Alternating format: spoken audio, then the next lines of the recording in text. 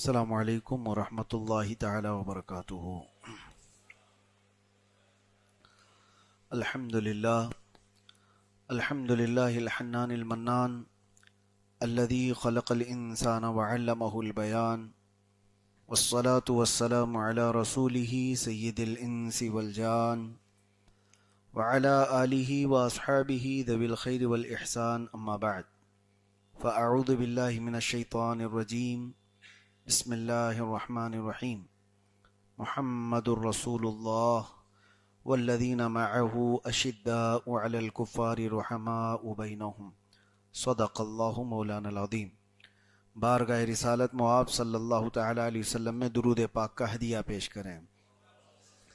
اللہم صلی علی سیدنا محمد معدن الجود والکرم وآلہ واصحابہ الکرام وابنہ الکریم وبارک وسلم صلاۃ دائمۃ سرمدا ابدا۔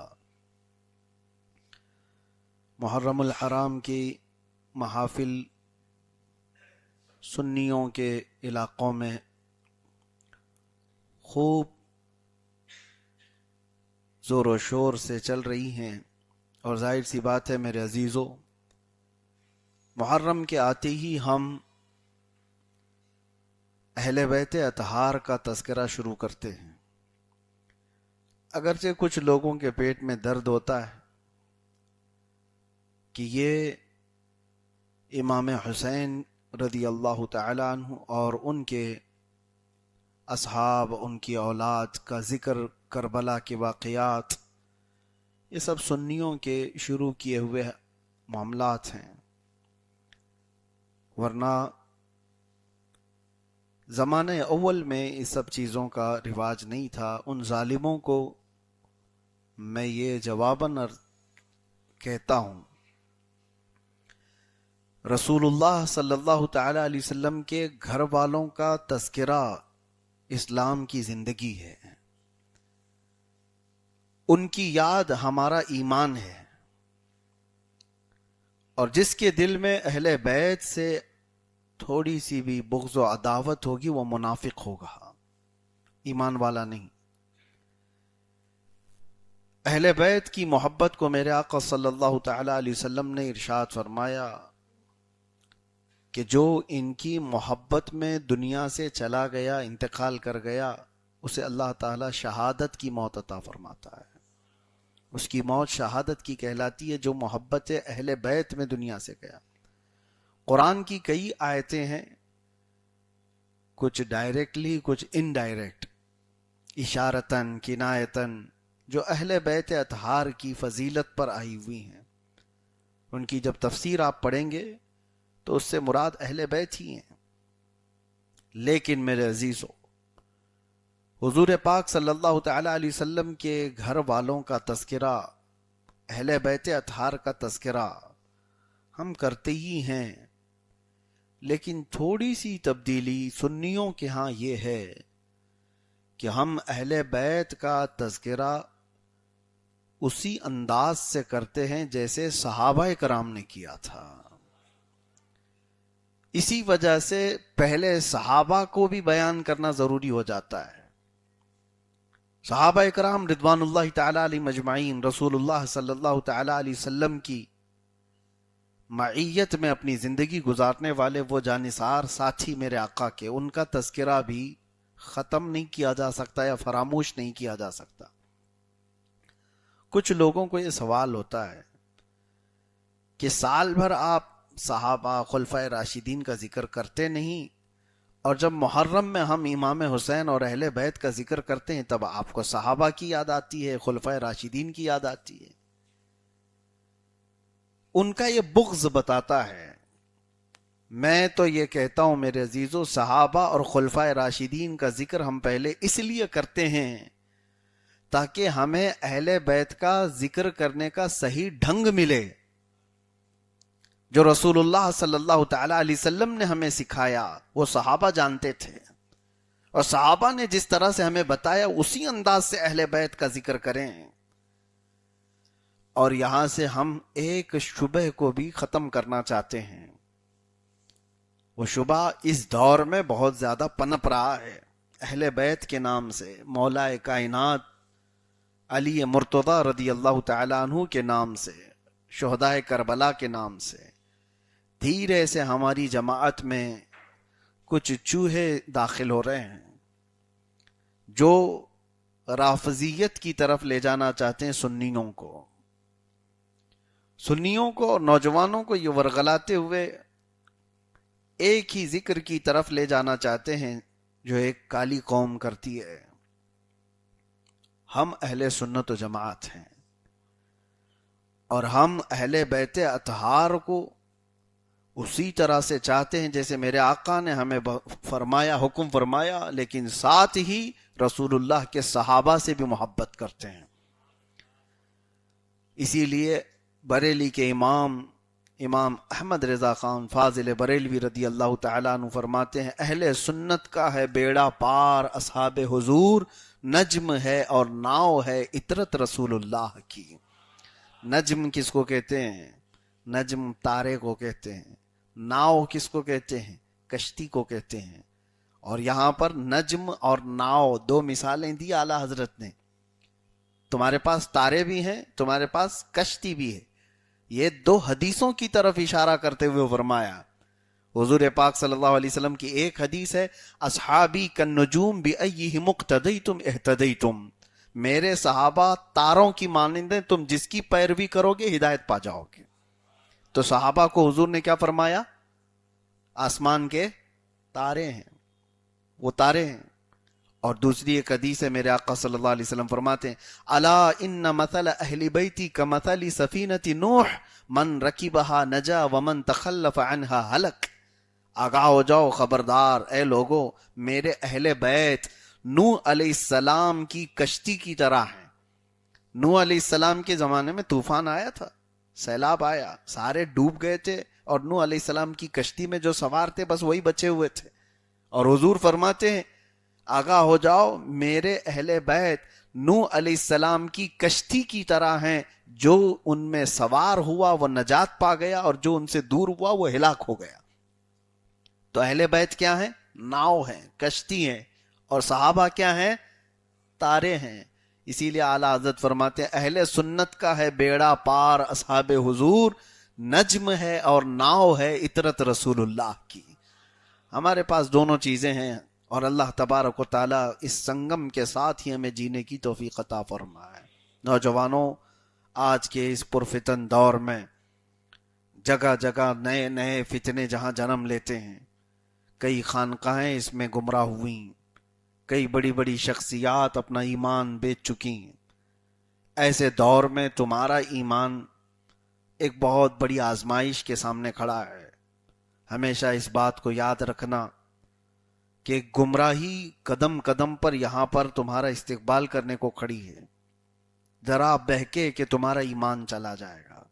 لہٰذا صحابہ کرام رضوان اللہ تعالی علیہم اجمعین کے خلاف کہیں کوئی بات ہو رہی ہے تو یہ بات سمجھ لینا کہ وہ گمراہوں کی محفل ہے، بلکہ ایسے لوگوں کی محفل ہے جو دشمنان رسول ہیں۔ میرے آقا صلی اللہ علیہ وسلم نے فرمایا، جس نے میرے کسی صحابی کو گالی دی اس نے مجھے گالی دی ہے۔ رسول اللہ صلی اللہ علیہ وسلم کو گالی دینے والوں کی محفل میں نہ بیٹھیں، نہ ان کی طرف دیکھیں، فوراً ایسی صحبتوں سے اپنے آپ کو دور کرو۔ وہی صحبت اچھی ہے جو تمہارے دل میں اہل بیت کی محبت بھی ڈالتی ہو اور صحابہ کی محبت بھی ڈالتی ہو۔ اب آج کے اس دن میں کیونکہ ہماری محفلیں جو محرم الحرام کی ہیں، میں شروعات آج کے دن سے اس طور پر کرنا چاہتا ہوں کہ ہم پہلے اس موضوع پر کلام کر لیتے ہیں کہ خلفائے راشدین کا دور کیسا تھا۔ خلفائے راشدین سمجھتے ہیں؟ سیدنا ابو بکر صدیق رضی اللہ تعالیٰ عنہ، سیدنا عمر ابن خطاب رضی اللہ تعالیٰ عنہ، سیدنا عثمان ابن عفان رضی اللہ تعالیٰ عنہ، اور چوتھے خلیفہ حضرت سیدنا علی ابن مرتضی کرم اللہ وجہہ الکریم۔ یہ چاروں خلفاء کا زمانہ 30 سال کا ہے، اور دیکھیں حضور اکرم صلی اللہ تعالیٰ علیہ وسلم کے فرمان کے مطابق اللہ کے نبی صلی اللہ تعالیٰ علیہ وسلم نے اپنی حیات میں ہی فرمایا تھا کہ میرے بعد خلافت 30 سال رہے گی. حضور نے خود فرمایا تھا میرے بعد جو خلافت ہوگی وہ 30 سال. مولا کائنات حضرت علی مرتضی رضی اللہ تعالیٰ عنہ کے خلافت کے ختم ہوتے ہی 30 سال ہو چکے تھے، اور اسی وجہ سے یہ 30 سال کا جو دور ہے اس کو خلافت راشدہ کہا جاتا ہے، اور ان خلفاء کو خلفائے راشدین کہا جاتا ہے. خلافت کیا ہے؟ اس بات پر آج اس موضوع پر بات کرنے سے لوگ کتراتے اور ڈرتے ہیں. اپنے لوگوں میں سے کچھ ڈرتے ہوں گے، لیکن میں آپ کو بتاؤں بڑی بڑی طاقتیں بھی یہ سننا نہیں چاہتی کہ مسلمانوں کی زبان پر خلافت کا لفظ آ جائے. وہ دوبارہ کا بھی سننا نہیں چاہتے ہیں، لیکن ہم سنانا چاہتے ہیں. جب تک اللہ تبارک و تعالی زندگی دیا ہے ہم سناتے رہیں گے. خلافت ایک نظام ہے، ایک دستور ہے جو اس کائنات میں میرے آقا صلی اللہ تعالی علیہ وسلم نے پیش فرمایا لوگوں کے سامنے. آج مجھے یہ بتاؤ، آپ کوئی اپنی محنت سے ایک پیٹنٹ بناتے ہیں کوئی بھی چیز تو پیش کرنے کا حق ہے کہ نہیں آپ کے پاس؟ آپ نے کوئی ریسرچ کیا، آپ کے ریسرچ کے تھیسس کہیں پیش کرنے کا آپ کو حق ہے کہ نہیں ہے؟ آپ نے پی ایچ ڈی کی، لوگوں کے سامنے رکھتے ہو کہ نہیں؟ آپ نے کتاب لکھی، لوگوں کے سامنے رکھتے ہو؟ آپ کے دماغ میں کوئی نظام آیا، اس کو لا کر کے لوگوں کے سامنے رکھ سکتے ہو کہ نہیں؟ کہ میں اپنے دماغ میں ایک نظام لایا ہوں. مثال کے طور پر بینکنگ سیکٹر میں کوئی بچہ کامرس فیلڈ کا محنت کرتا ہے اور وہ کہتا ہے میرے پاس ایک ایسا نظام ہے جو بینکوں کو ڈوبنے سے بچا سکتا ہے، تو دنیا اس کی سنے گی کہ نہیں سنے گی؟ وہ بندہ اگر لا کر کے ایک نظام پیش کرے کہ لوگوں کو بھی راحت ہوگی، بینکوں کو بھی ڈوبنے سے ہم بچا سکتے ہیں، میرے پاس ایک سسٹم ہے. دوسری طرف کوئی ایک بندہ کہتا ہے میں لوگوں کو سود کے اس جال میں پھنسنے سے بچانے کا سسٹم رکھتا ہوں، تو آپ جلدی سے کان کھڑے کریں گے، سنیں گے کہ نہیں؟ آج کے دور میں سب تو اس میں پریشان ہیں. لاؤ بھائی کون سا نظام ہے تمہارے پاس؟ کچھ لوگوں نے پیش بھی کیا اسلامک بینکنگ سسٹم. اسی طرح سے میں آپ کو بتا رہا ہوں دنیا میں ہر ایک کو حق ہے جو وہ ریسرچ کیا، جو اس کے دماغ میں اصول آئے یا جو نظام آیا، جو سسٹم آیا، وہ لا کر کے لوگوں کے سامنے رکھتا ہے.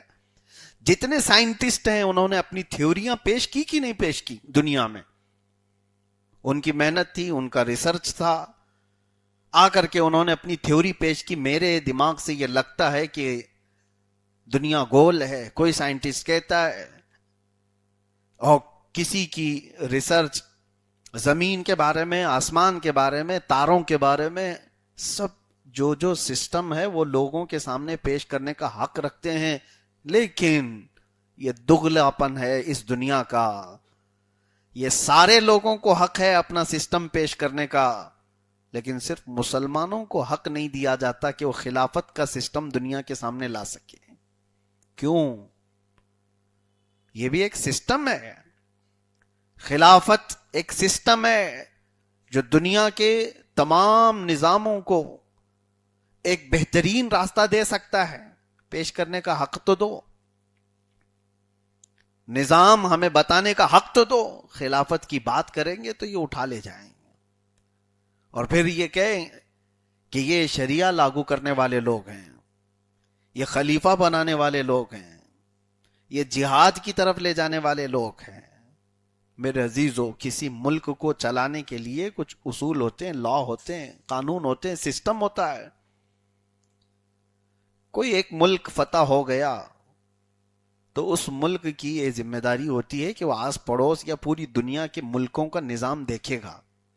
ان کو نیا کچھ بنانا ہے تو کیا وہ غلط کر رہے ہیں؟ وہ پوچھیں گے برطانیہ، انگلینڈ کیسے چلتا ہے، امریکہ کیسے چلتا ہے، انڈیا کیسے چلتا ہے، افریقہ کیسے چلتا ہے. ایک نیا ملک پوچھے گا کہ ہم کو بھی ایک سسٹم چاہیے، تو 4-5 ملکوں کو دیکھ کر کے وہ اپنا سسٹم بنائے گا. ہمارے ہندوستان کا جو نظام بنا، یہ جو لا بنے، یہ ساری چیزیں ایسی ہی نہیں کہ آسمان سے ریویل ہو گئی تھی، یہ بھی کئی کنٹریز کے لا کو دیکھا گیا، سب کا سامنے رکھا گیا اور اس کے بعد لا بنا، ایک سسٹم بنا۔ میرے عزیزوں، ہم یہی کہتے ہیں کہ جب دنیا بھر کے سسٹم دیکھ کر کے آپ اپنا سسٹم بناتے ہو تو مصطفیٰ کا بنایا ہوا ایک سسٹم بھی تو دیکھ لو۔ میرے آقا صلی اللہ تعالی علیہ وسلم کا دنیا میں پیش کیا ہوا جو سسٹم ہے اسی کو خلافت کہتے ہیں۔ خلافت کا مطلب لوگوں نے آج پیر صاحب کے بعد جو خلیفہ ہوتا ہے اس کو سمجھ بیٹھے ہوں گے، ہاں دھڑا دھڑ جس کو چاہے اس کو خلافت دے رہے ہوتے ہیں، سبزی والا بھی خلیفہ، رکشے والا بھی خلیفہ، سارے لوگ خلیفہ۔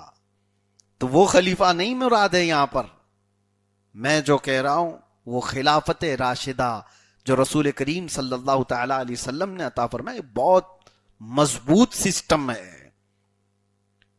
اس سسٹم کو دنیا نے ایکسپٹ کیا، کیسے؟ عام لوگوں کی بات نہیں کر رہا ہوں، اس دور میں ایکسپٹ کیا تھا جب سپر پاور طاقتیں تھی اس دنیا میں، رومن امپائر، پرشین امپائر، اور ان لوگوں کو ماننا پڑا تھا اسلام اور مسلمانوں کے اس نظام کو۔ وہ نظام خلافت راشدہ کیا ہے؟ میرے عزیزوں، آؤ میں آپ کو بتاتا ہوں۔ اللہ کے رسول صلی اللہ تعالی علیہ وسلم کا وصال ہوا، جیسے ہی آپ صلی اللہ تعالی علیہ وسلم کی وفات ہوئی 632 عیسوی اور 11ویں ہجری تھی، تاریخ اسلامی ہجرت کے بعد کا 11واں سال تھا، 632 عیسوی چل رہی تھی۔ اللہ کے حبیب صلی اللہ تعالی علیہ وسلم کے وصال ظاہری کے بعد صحابہ اکرام کی تعداد اس وقت مختلف روایات کے مطابق 1,20,000 یا 1,40,000 کے قریب تھی، جو رسول اللہ صلی اللہ تعالی علیہ وسلم کے دست حق پرست پر ایمان لائے تھے اور صحابیت کا شرف پائے تھے۔ 1,40,000 ایک بڑی تعداد ہے۔ اب مسلمانوں کا امیر کون ہوگا؟ رسول اللہ صلی اللہ علیہ وسلم کا نائب کون ہوگا؟ اس بارے میں پہلے تو سب کی الگ الگ رائیں تھیں۔ حضور پاک صلی اللہ تعالی علیہ وسلم کی وفات پیر کو ہوئی اور بدھ کے دن آپ صلی اللہ علیہ وسلم کی تدفین ہوئی۔ قبر مبارکہ میں رکھ کر کے صحابہ جب واپس آئے تو صحابہ میں یہ بات چلی کہ کس کو امیر بنایا جائے۔ تو جو مدینے کے صحابہ تھے ان کو انصار کہتے ہیں، جو ہجرت کر کے آئے تھے ان کو مہاجرین کہتے ہیں۔ تو انصار صحابہ کی ایک بیٹھک ہوئی، سقیفہ بنی ساعدہ، ایک چھوٹا سا ٹیلا تھا مسجد نبوی کے قریب۔ تو وہاں پر میٹنگ ہوئی اور سارے انصار صحابہ نے حضرت سعد ابن عبادہ رضی اللہ تعالیٰ عنہ کو اپنا امیر بنا لیا۔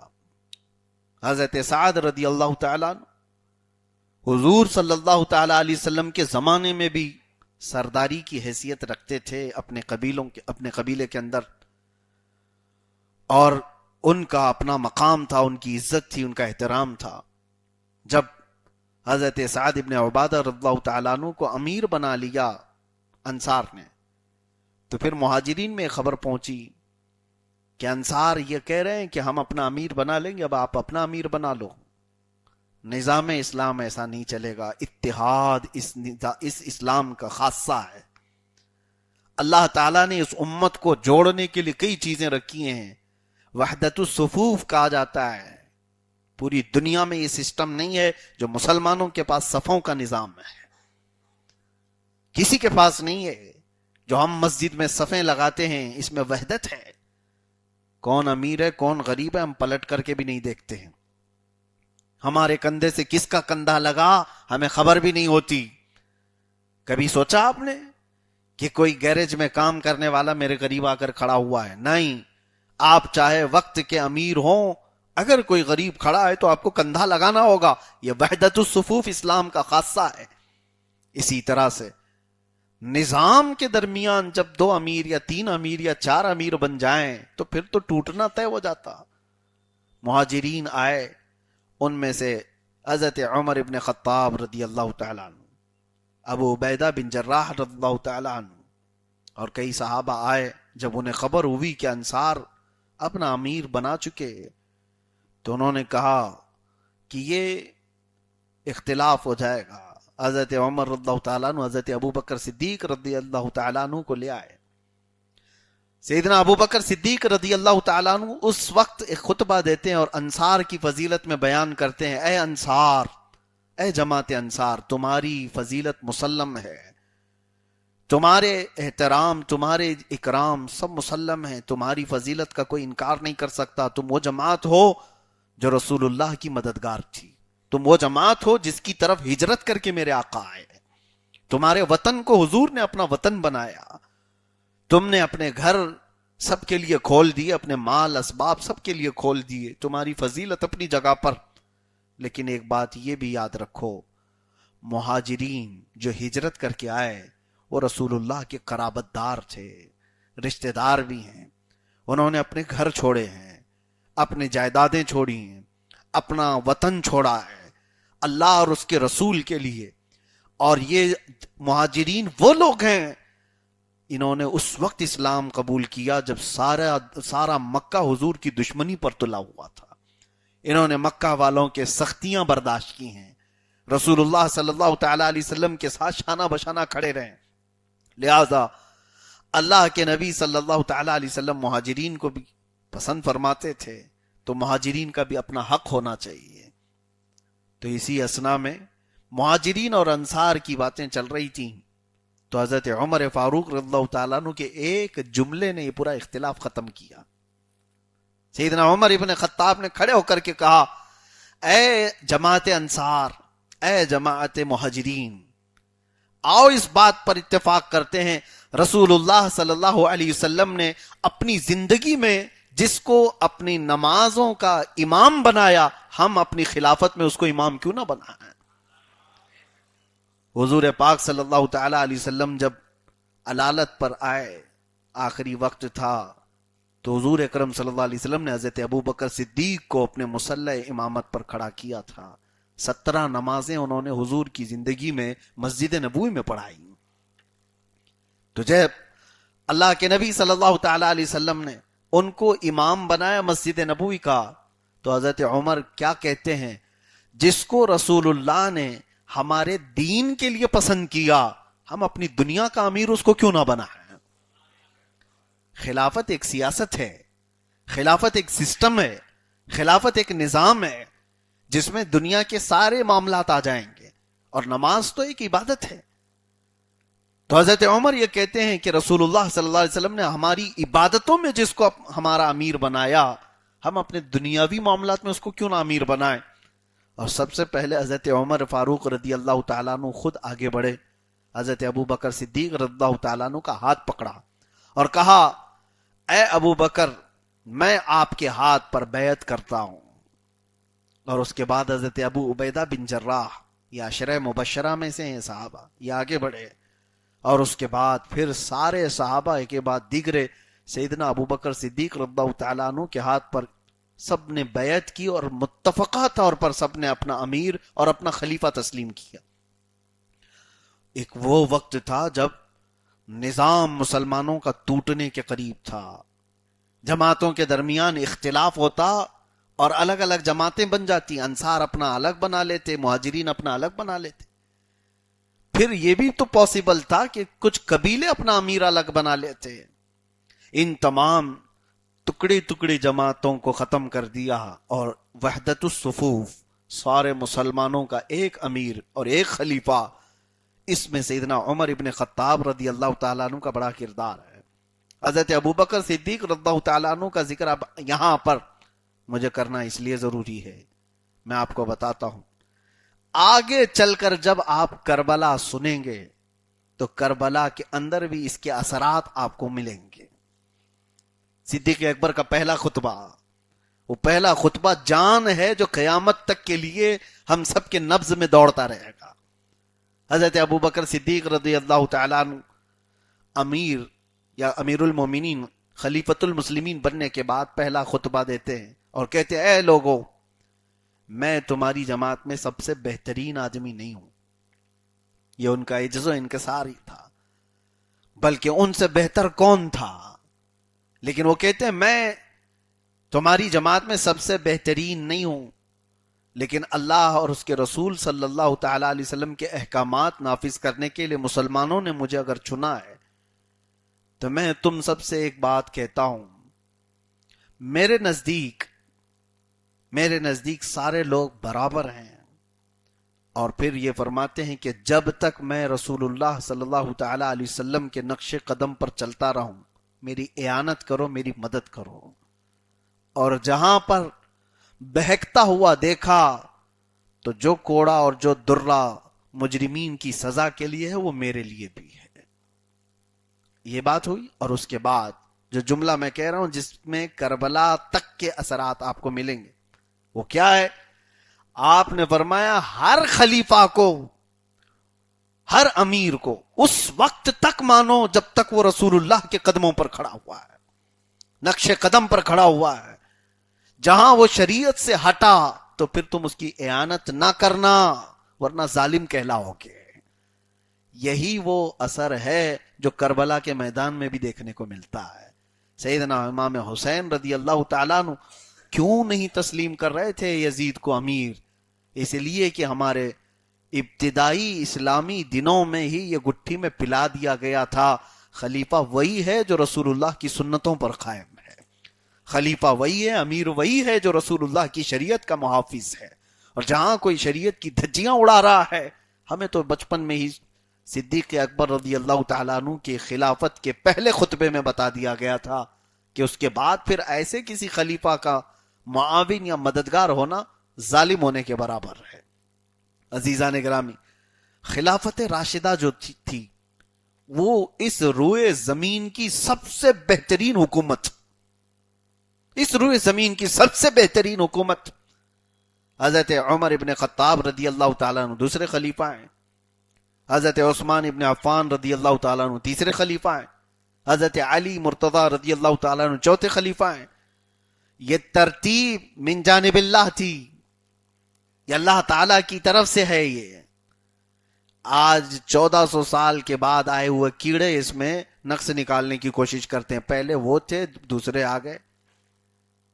تم آج اپنے باپ داداؤں کو نہیں پہچان پاتے ہیں، اور وہ خلافت راشدہ کے درمیان جہاں اجلہ صحابہ موجود تھے، وہ صحابہ بھی ایسے ایسے صحابہ موجود تھے جو کسی بھی رعب و دبدبے سے دبنے والے نہیں تھے۔ وہ صحابہ وہاں موجود تھے مدینے میں جنہوں نے قیصر روم کو گھٹنے ٹیکنے پر مجبور کیا تھا۔ وہ صحابہ موجود تھے وہاں پر جنہوں نے جنگوں میں سب سے پہلے حضرت ابوبکر صدیق کی خلافت کے بعد جو پہلا محاذ آیا، آپ کو پتا ہے کیا تھا؟ بڑے چیلنجز تھے۔ حضور کی وفات ہوئی، حضرت ابوبکر صدیق خلافت پہ بیٹھے، کتنے محاذ؟ ایک تو پہلا محاذ یہ تھا کہ حضرت اسامہ بن زید حضور کے منہ بولے بیٹے کے بیٹے، حضرت اسامہ حب رسول اللہ ان کو کہتے ہیں، حضور کے محبوب تھے۔ رسول اللہ صلی اللہ تعالی علیہ وسلم بہت ان کو چاہتے تھے کیونکہ وہ زید بن حارثہ کے بیٹے تھے، اور زید بن حارثہ رسول اللہ کے منہ بولے بیٹے تھے۔ تو اسامہ بن زید کو رسول اللہ صلی اللہ علیہ وسلم نے ایک بڑا لشکر دے کر تبوک کی جنگ موتا کا بدلہ لینے کے لیے بھیجا تھا، لیکن ابھی وہ نکلے بھی نہیں تھے مدینے سے کہ حضور کی وفات ہو گئی، وہ واپس آ گئے۔ ٹھیک ہے، ایک بہت بڑا لشکر تھا۔ حضرت اسامہ بن زید کی عمر اس وقت 19 سال کی تھی۔ 19 سال کا سپہ سالار 10 سے 12 ہزار کا لشکر لے کر جا رہا ہے جنگ موتا، وہی جنگ موتا جس میں حضرت جعفر طیار شہید ہوئے تھے، جس میں حضرت زید بن حارثہ شہید ہوئے، جس میں عبداللہ بن رواحہ شہید ہوئے، وہی جنگ موتا جس کو بعد میں حضرت خالد بن ولید نے فتح کیا تھا۔ وہ فرماتے ہیں اس ایک جنگ میں حضرت خالد بن ولید کی 9 تلواریں ٹوٹی تھیں، کئی صحابہ شہید ہوئے تھے، بہت سخت ایک جنگ تھی۔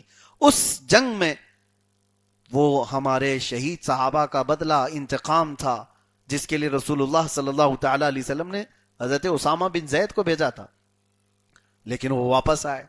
حضرت ابوبکر صدیق خلافت کو یا خلافت کے مسند پر بیٹھتے ہی پہلا فیصلہ لیتے ہیں کہ اسامہ بن زید کو بھیجا جائے گا، اور اسی وقت کچھ علاقوں میں زکوٰۃ کے منکرین پیدا ہو گئے، کہا کہ اب ہم زکوٰۃ نہیں دیں گے، وہ رسول اللہ کی حیات میں دیتے تھے، اب نہیں دیں گے، جب نبی نہیں ہے تو اب زکوٰۃ بھی نہیں۔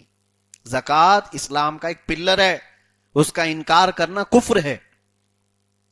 آپ کو پتا ہے نا 5 پلرز آف اسلام، شروع سے پڑھتے آ رہے ہیں ارکان اسلام، کلمہ شہادت، نماز، روزہ، زکات اور حج. یہ ایک پلر کا انکار کر دینا، اس کو ڈھا دینا. زکات کے منکرین پیدا ہوئے. اسی زمانے میں ایک شخص ہے مسیلمہ، اس نے اپنے نبی ہونے کا دعویٰ کر دیا، فوج بھی بنا لی، علاقہ بھی ایک فتح کر لیا. ایک طرف یہ یمن کے علاقے میں اسود عنسی نام سے وہ شخص نے بھی نبوت کا اعلان کر دیا. ایک طلیحہ نام کا تھا، اس نے اپنی ایک جماعت بنا لی. کتنے ہو گئے؟ اتنے سارے محاذ پر حضرت ابوبکر صدیق کہتے ہیں میں اکیلا لڑوں گا. فیصلہ لیا، کہا کہ اسامہ بن زید کو بھیجو جہاں پر رسول اللہ نے انہیں بھیجا تھا. صحابہ سب آپس میں کہنے لگے مسیلمہ کذاب سے بھی مقابلہ کرنا ہے، اسود عنسی سے بھی مقابلہ کرنا ہے، منکرین زکات سے بھی مقابلہ کرنا ہے، اور وہ طلیحہ سے بھی، اتنے سب سے، اور اسامہ بن زید کے ساتھ 10-12 ہزار کا لشکر بھی دے کر بھیج رہے ہو. حضرت ابوبکر صدیق رضی اللہ تعالیٰ عنہ مصر تھے. کہا کہ نہیں، باقی سارے محاذ پر تم مشورہ دو، لیکن اسامہ بن زید کو بھیجنے والے اس محاذ پر کوئی اور بات نہیں سنوں گا. حضرت عمر فاروق رضی اللہ تعالیٰ عنہ کو صحابہ آگے کرتے ہیں اور کہتے ہیں ابو بکر کو سمجھاؤ، اتنے محاذ پہ ایک ساتھ ہی لڑنا مناسب نہیں ہے. حضرت عمر آئے اور کہا کیا آپ نے یہ جو فیصلہ لیا آپ کو صحیح لگتا ہے؟ ابھی اس وقت اسامہ بن زید کو نہ بھیجا جائے تو اچھا ہوتا. تو حضرت عمر پر صدیق اکبر کا جو جلال تھا وہ پہلی بار میں نے کتابوں میں پڑھا. حضرت ابو بکر صدیق جلال میں، اور کہا اے عمر تجھ پر تیری ماں روئے. کہا تجھ پر تیری ماں روئے، کیا تم میرے بارے میں یہ گمان کرتے ہو کہ میں اس شخص کو روکوں جس کو رسول اللہ نے بھیجا تھا؟ اسامہ بن زید کو کسی اور نے نہیں، رسول اللہ نے بھیجا تھا. اس لشکر کو میں روکوں جس کو اللہ کے نبی نے بھیجا تھا؟ اور پھر فرماتے ہیں مدینہ پورا خالی ہو جائے، درندے آ کر کے میرا گوشت نوچ لیں، تب بھی میں اپنا فیصلہ نہیں بدلوں گا. حضرت عمر سر جھکائے باہر آئے اور لوگوں کو بہت چلایا اور کہا تم لوگوں کی وجہ سے مجھے ڈانٹ پڑی حضرت ابو بکر صدیق سے، تم سب نے مجھے آگے بڑھایا اور اتنا جلال میں نے نہیں دیکھا تھا. اور پھر کہتے ہیں حضرت عمر واللہ خدا کی قسم میں نے دیکھ لیا کہ حضرت ابو بکر صدیق کا سینہ ایمان سے کتنا بھرا ہوا ہے، یقین سے بھرا ہوا ہے، چھوڑ دو. تو لوگوں نے کہا چلو وہ لشکر تو بھیج دیا جائے. لشکر تو جائے گا، رسول اللہ نے بھیجا تھا.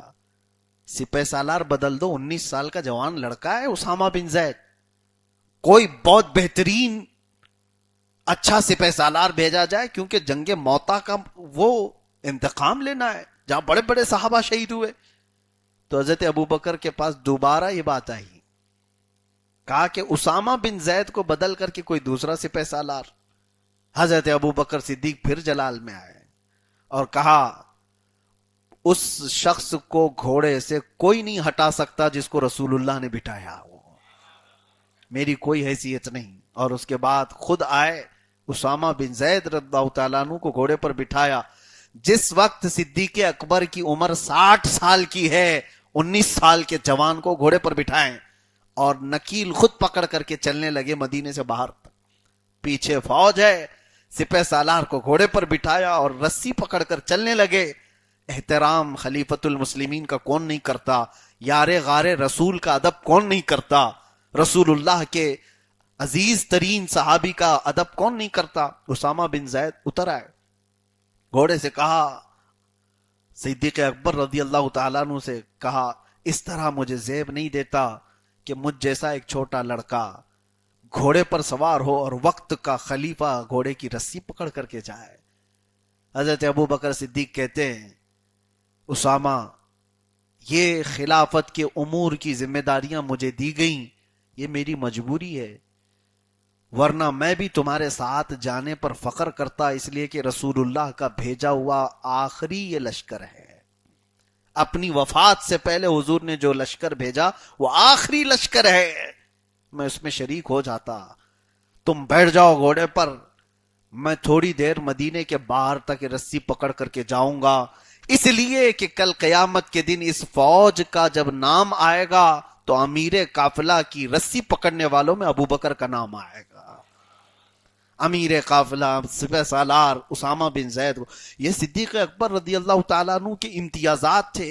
یعنی امتیازات کا مطلب فرسٹ پرائیورٹی کس چیز کو دیتے؟ جو رسول اللہ کی منشا ہے وہ فرسٹ پرائیورٹی ہے. یہ سارے محاذوں پر ایک ساتھ لڑائیاں ہوئیں اور اللہ کا فضل دیکھیں, اسامہ بن زید بھی فتح یاب ہو کر لوٹے, اور مسیلمہ کذاب جو دجال نبوت کا دعویٰ کیا تھا اس کا بھی خاتمہ ہوا, اسود انسی اس کا بھی خاتمہ ہوا, طلیحہ اس کا بھی خاتمہ ہوا, منکرین زکوٰۃ پر بھی قابو پایا گیا. یہ صرف اور صرف 2 سال کے اندر سارے معاملات نپٹا دیے گئے. 2 سال کے اندر. آج آپ کو سننے میں ایسا لگتا ہوگا کہ یہ کون سی بڑی باتیں ہیں. میرے عزیزو, گھر کی 4 دیواری کے اندر بیٹھ کر کے سننا آسان ہے, اور پورے نظام کو اس زمین پر قائم رکھنا, امپلیمنٹ کر کے اس کو سنبھالنا, یہ بڑے بڑے لوگوں کے بھی پسینے چھوٹ جاتے ہیں. حکومت کے اندر جب بغاوت ہو جائے تو اس کو کیسے سر کیا جائے, یہ ساری چیزیں نظام خلافت میں سیدنا ابو بکر صدیق رضی اللہ تعالیٰ عنہ کا بڑا کردار رہا ہے. ہاں, حضرت سیدنا ابو بکر صدیق رضی اللہ تعالیٰ عنہ کے نظام خلافت میں صرف یہ محاذ آرائیاں ہی نہیں ہوئیں, کئی فتوحات ہوئے ہیں. اسلام پھیلتا چلا گیا مدینے سے نکل کر, کتنی دور تک لوگ دائرہ اسلام میں داخل ہوتے رہے. اور سیدنا ابو بکر صدیق رضی اللہ تعالیٰ عنہ کے نظام خلافت کے درمیان جو سب سے اچھی باتیں تھیں, وہ چند چیزیں تو مجھے عرض کرنا ہے, اس لیے کہ میرا آج کا عنوان ہے خلافت راشدہ. وہ دور کتنا سنہری دور تھا, خلفائے راشدین کا دور. اور اس کے بعد میں عرض کرتا ہوں کہ اس دور کو قائم ہونے کے لیے کیا کیا چیزیں ہونی چاہیے.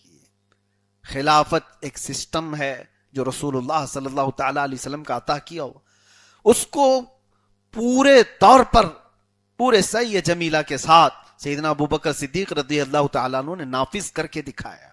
راتوں کو سوتے نہیں تھے اور دن بھر نظام خلافت, حتیٰ کہ جب دیکھا گیا وہ اپنا کام کاج بھی کر رہے ہیں اپنے گھر کی کمائی کے لیے, اور خلافت کے امور بھی. یہ پہلی مرتبہ ہوا سارے صحابہ نے اتفاق رائے سے خلیفہ کی تنخواہ مقرر کی, کہا بیت المال سے خلیفہ وقت کی تنخواہ دی جائے, اس لیے کہ یہ سارے امور میں جب یہ مصروف ہوتا ہے تو وہ خود اپنا گھر چلانے کے لیے کمائے گا کہاں سے.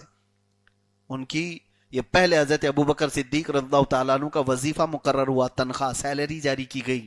لیکن وہ سیلری تھی کتنی, وہ تنخواہ کتنی تھی, وہ تنخواہ کتنی تھی آپ کو میں بتاؤں. کئی دن گزر گئے, حضرت ابو بکر صدیق کی بیوی ان کے حالات دیکھ کر کہتی ہیں کہ کبھی تو ہم نرم غذا کھا لیں. یعنی نرم غذا نہیں ملتی ہوگی اتنی تنخواہ میں.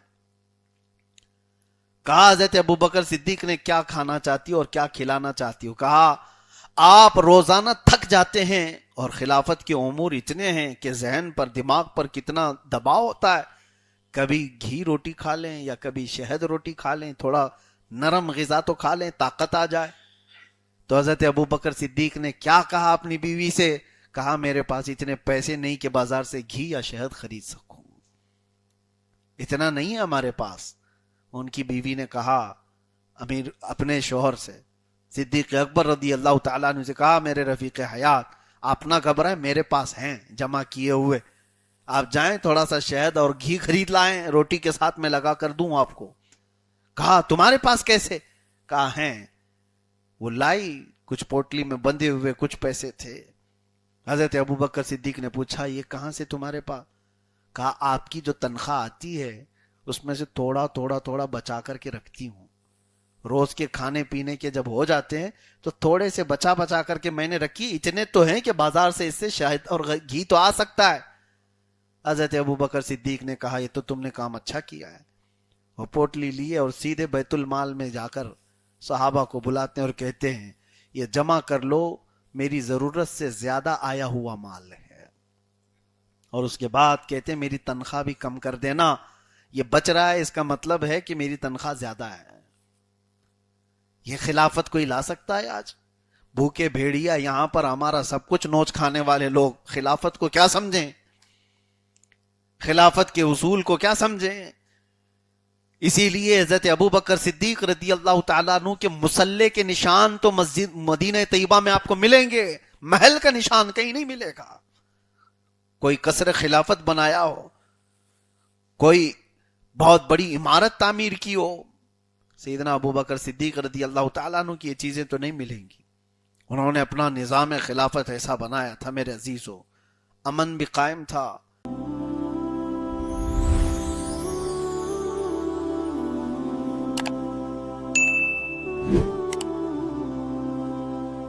اور حسن سلوک بھی، لوگوں میں اتحاد اور محبت بھی.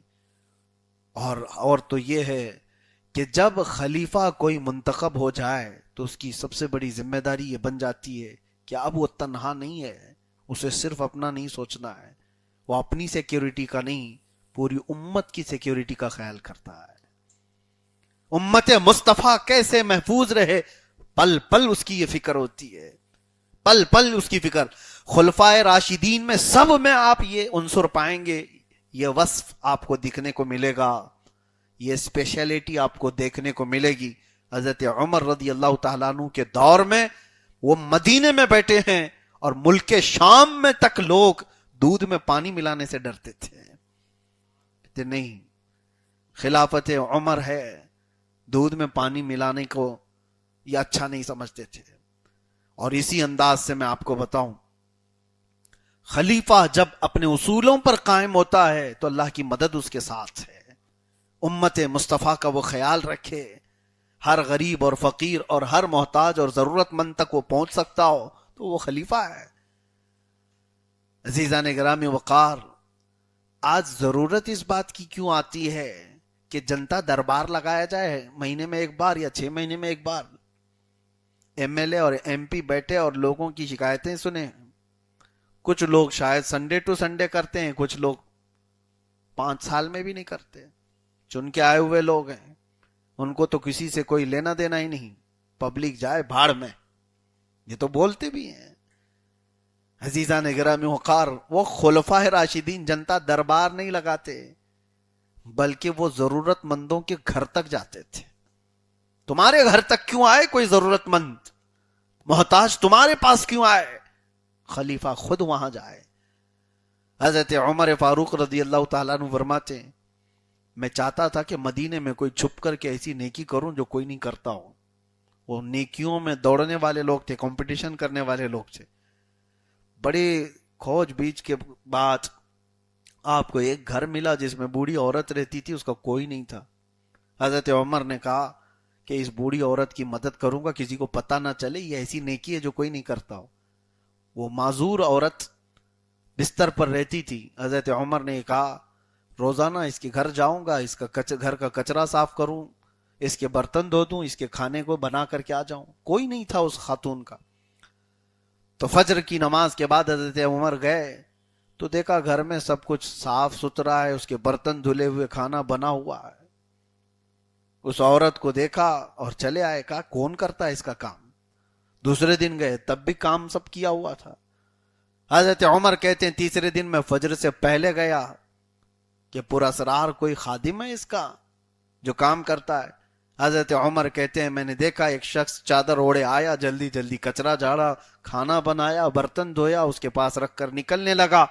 حضرت عمر قریب جا کر کے دیکھتے ہیں تو ابو بکر صدیق تھے. حضرت ابو بکر صدیق رضی اللہ تعالی. حضرت عمر کہتے ہیں قسم خدا کی ابو بکر سے آگے کوئی نہیں جا سکتا. یعنی ضرورت مند تمہارے دربار میں آئے، یہ نہیں. نظام ابو بکر تو یہ تھا کہ خود ضرورت مندوں تک چلا جائے ڈھونڈ ڈھونڈ کر کے. کتنے ایسے واقعات موجود ہیں. وہ خلافت راشدہ کے اس سنہری دور ایسے تھے. مدینے میں کیسا امان تھا، کسی کو کوئی خوف نہیں تھا، کسی کو کوئی ڈر نہیں تھا. یہاں تک کہ حکم یہ تھا کہ کوئی مسلمان اپنی تلوار لے کر کے چلے بھی تو اس کی انی اس کی جو نوک ہے وہ سامنے کی طرف نہیں ہونی چاہیے. جو تلوار کندھے پر لٹکائی جاتی تھی تو تلوار جب لٹکتی تھی تو وہ تو چاند کی طرح سے سامنے اس کی نوک اس طرح ہوتی تھی. عربوں کا رواج تھا آپ کے دور میں، بلکہ رسول اللہ صلی اللہ علیہ وسلم کے فرامین میں اس کو منع کر دیا گیا. کہا گیا کہ یہ امن کا دور ہے، تلوار کی نوک کسی مسلمان کی طرف نہیں ہونی چاہیے، پیچھے کر لو اس کو. وہ پرامن دور تھا. صدیق اکبر رضی اللہ تعالیٰ عنہ کے دور خلافت میں قرآن پاک کے جمع کا بھی بڑا ایک کردار ہے. بہت سارے چیزیں کی گئیں جو اصلاحات ہوئے. پھر دور فاروقی جو آیا، اللہ اکبر، حضرت عمر فاروق رضی اللہ تعالیٰ عنہ کا دور تو وہ ہے جس کو رہتی دنیا تک فراموش نہیں کیا جا سکتا. سچ بتا رہا ہوں کہ اگر میں مسلسل 1 مہینے تک بھی بیان کروں تو خلافت فاروقی کے امور کو میں بیان نہیں کر پاؤں گا. پوری دنیا کے لیے وہ ایسا آئیڈیل ہے. کیا کیا میں بیان کروں؟ جنگوں کے نظام کو بیان کریں، امیروں کے انتخاب پر بیان کریں، نظام خلافت کو چلانے کے لیے اپنے شورا کے بارے میں بیان کریں. سیدنا عمر ابن خطاب رضی اللہ تعالیٰ عنہ کس طرح سے لوگوں کو مشورہ دینے کے لیے چنتے تھے.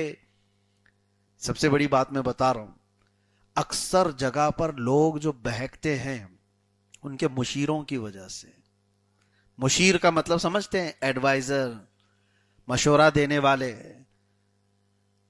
جب منافق لوگ امیروں کو مشورہ دینے والے ہوں گے تو نظام گڑبڑاتا ہے.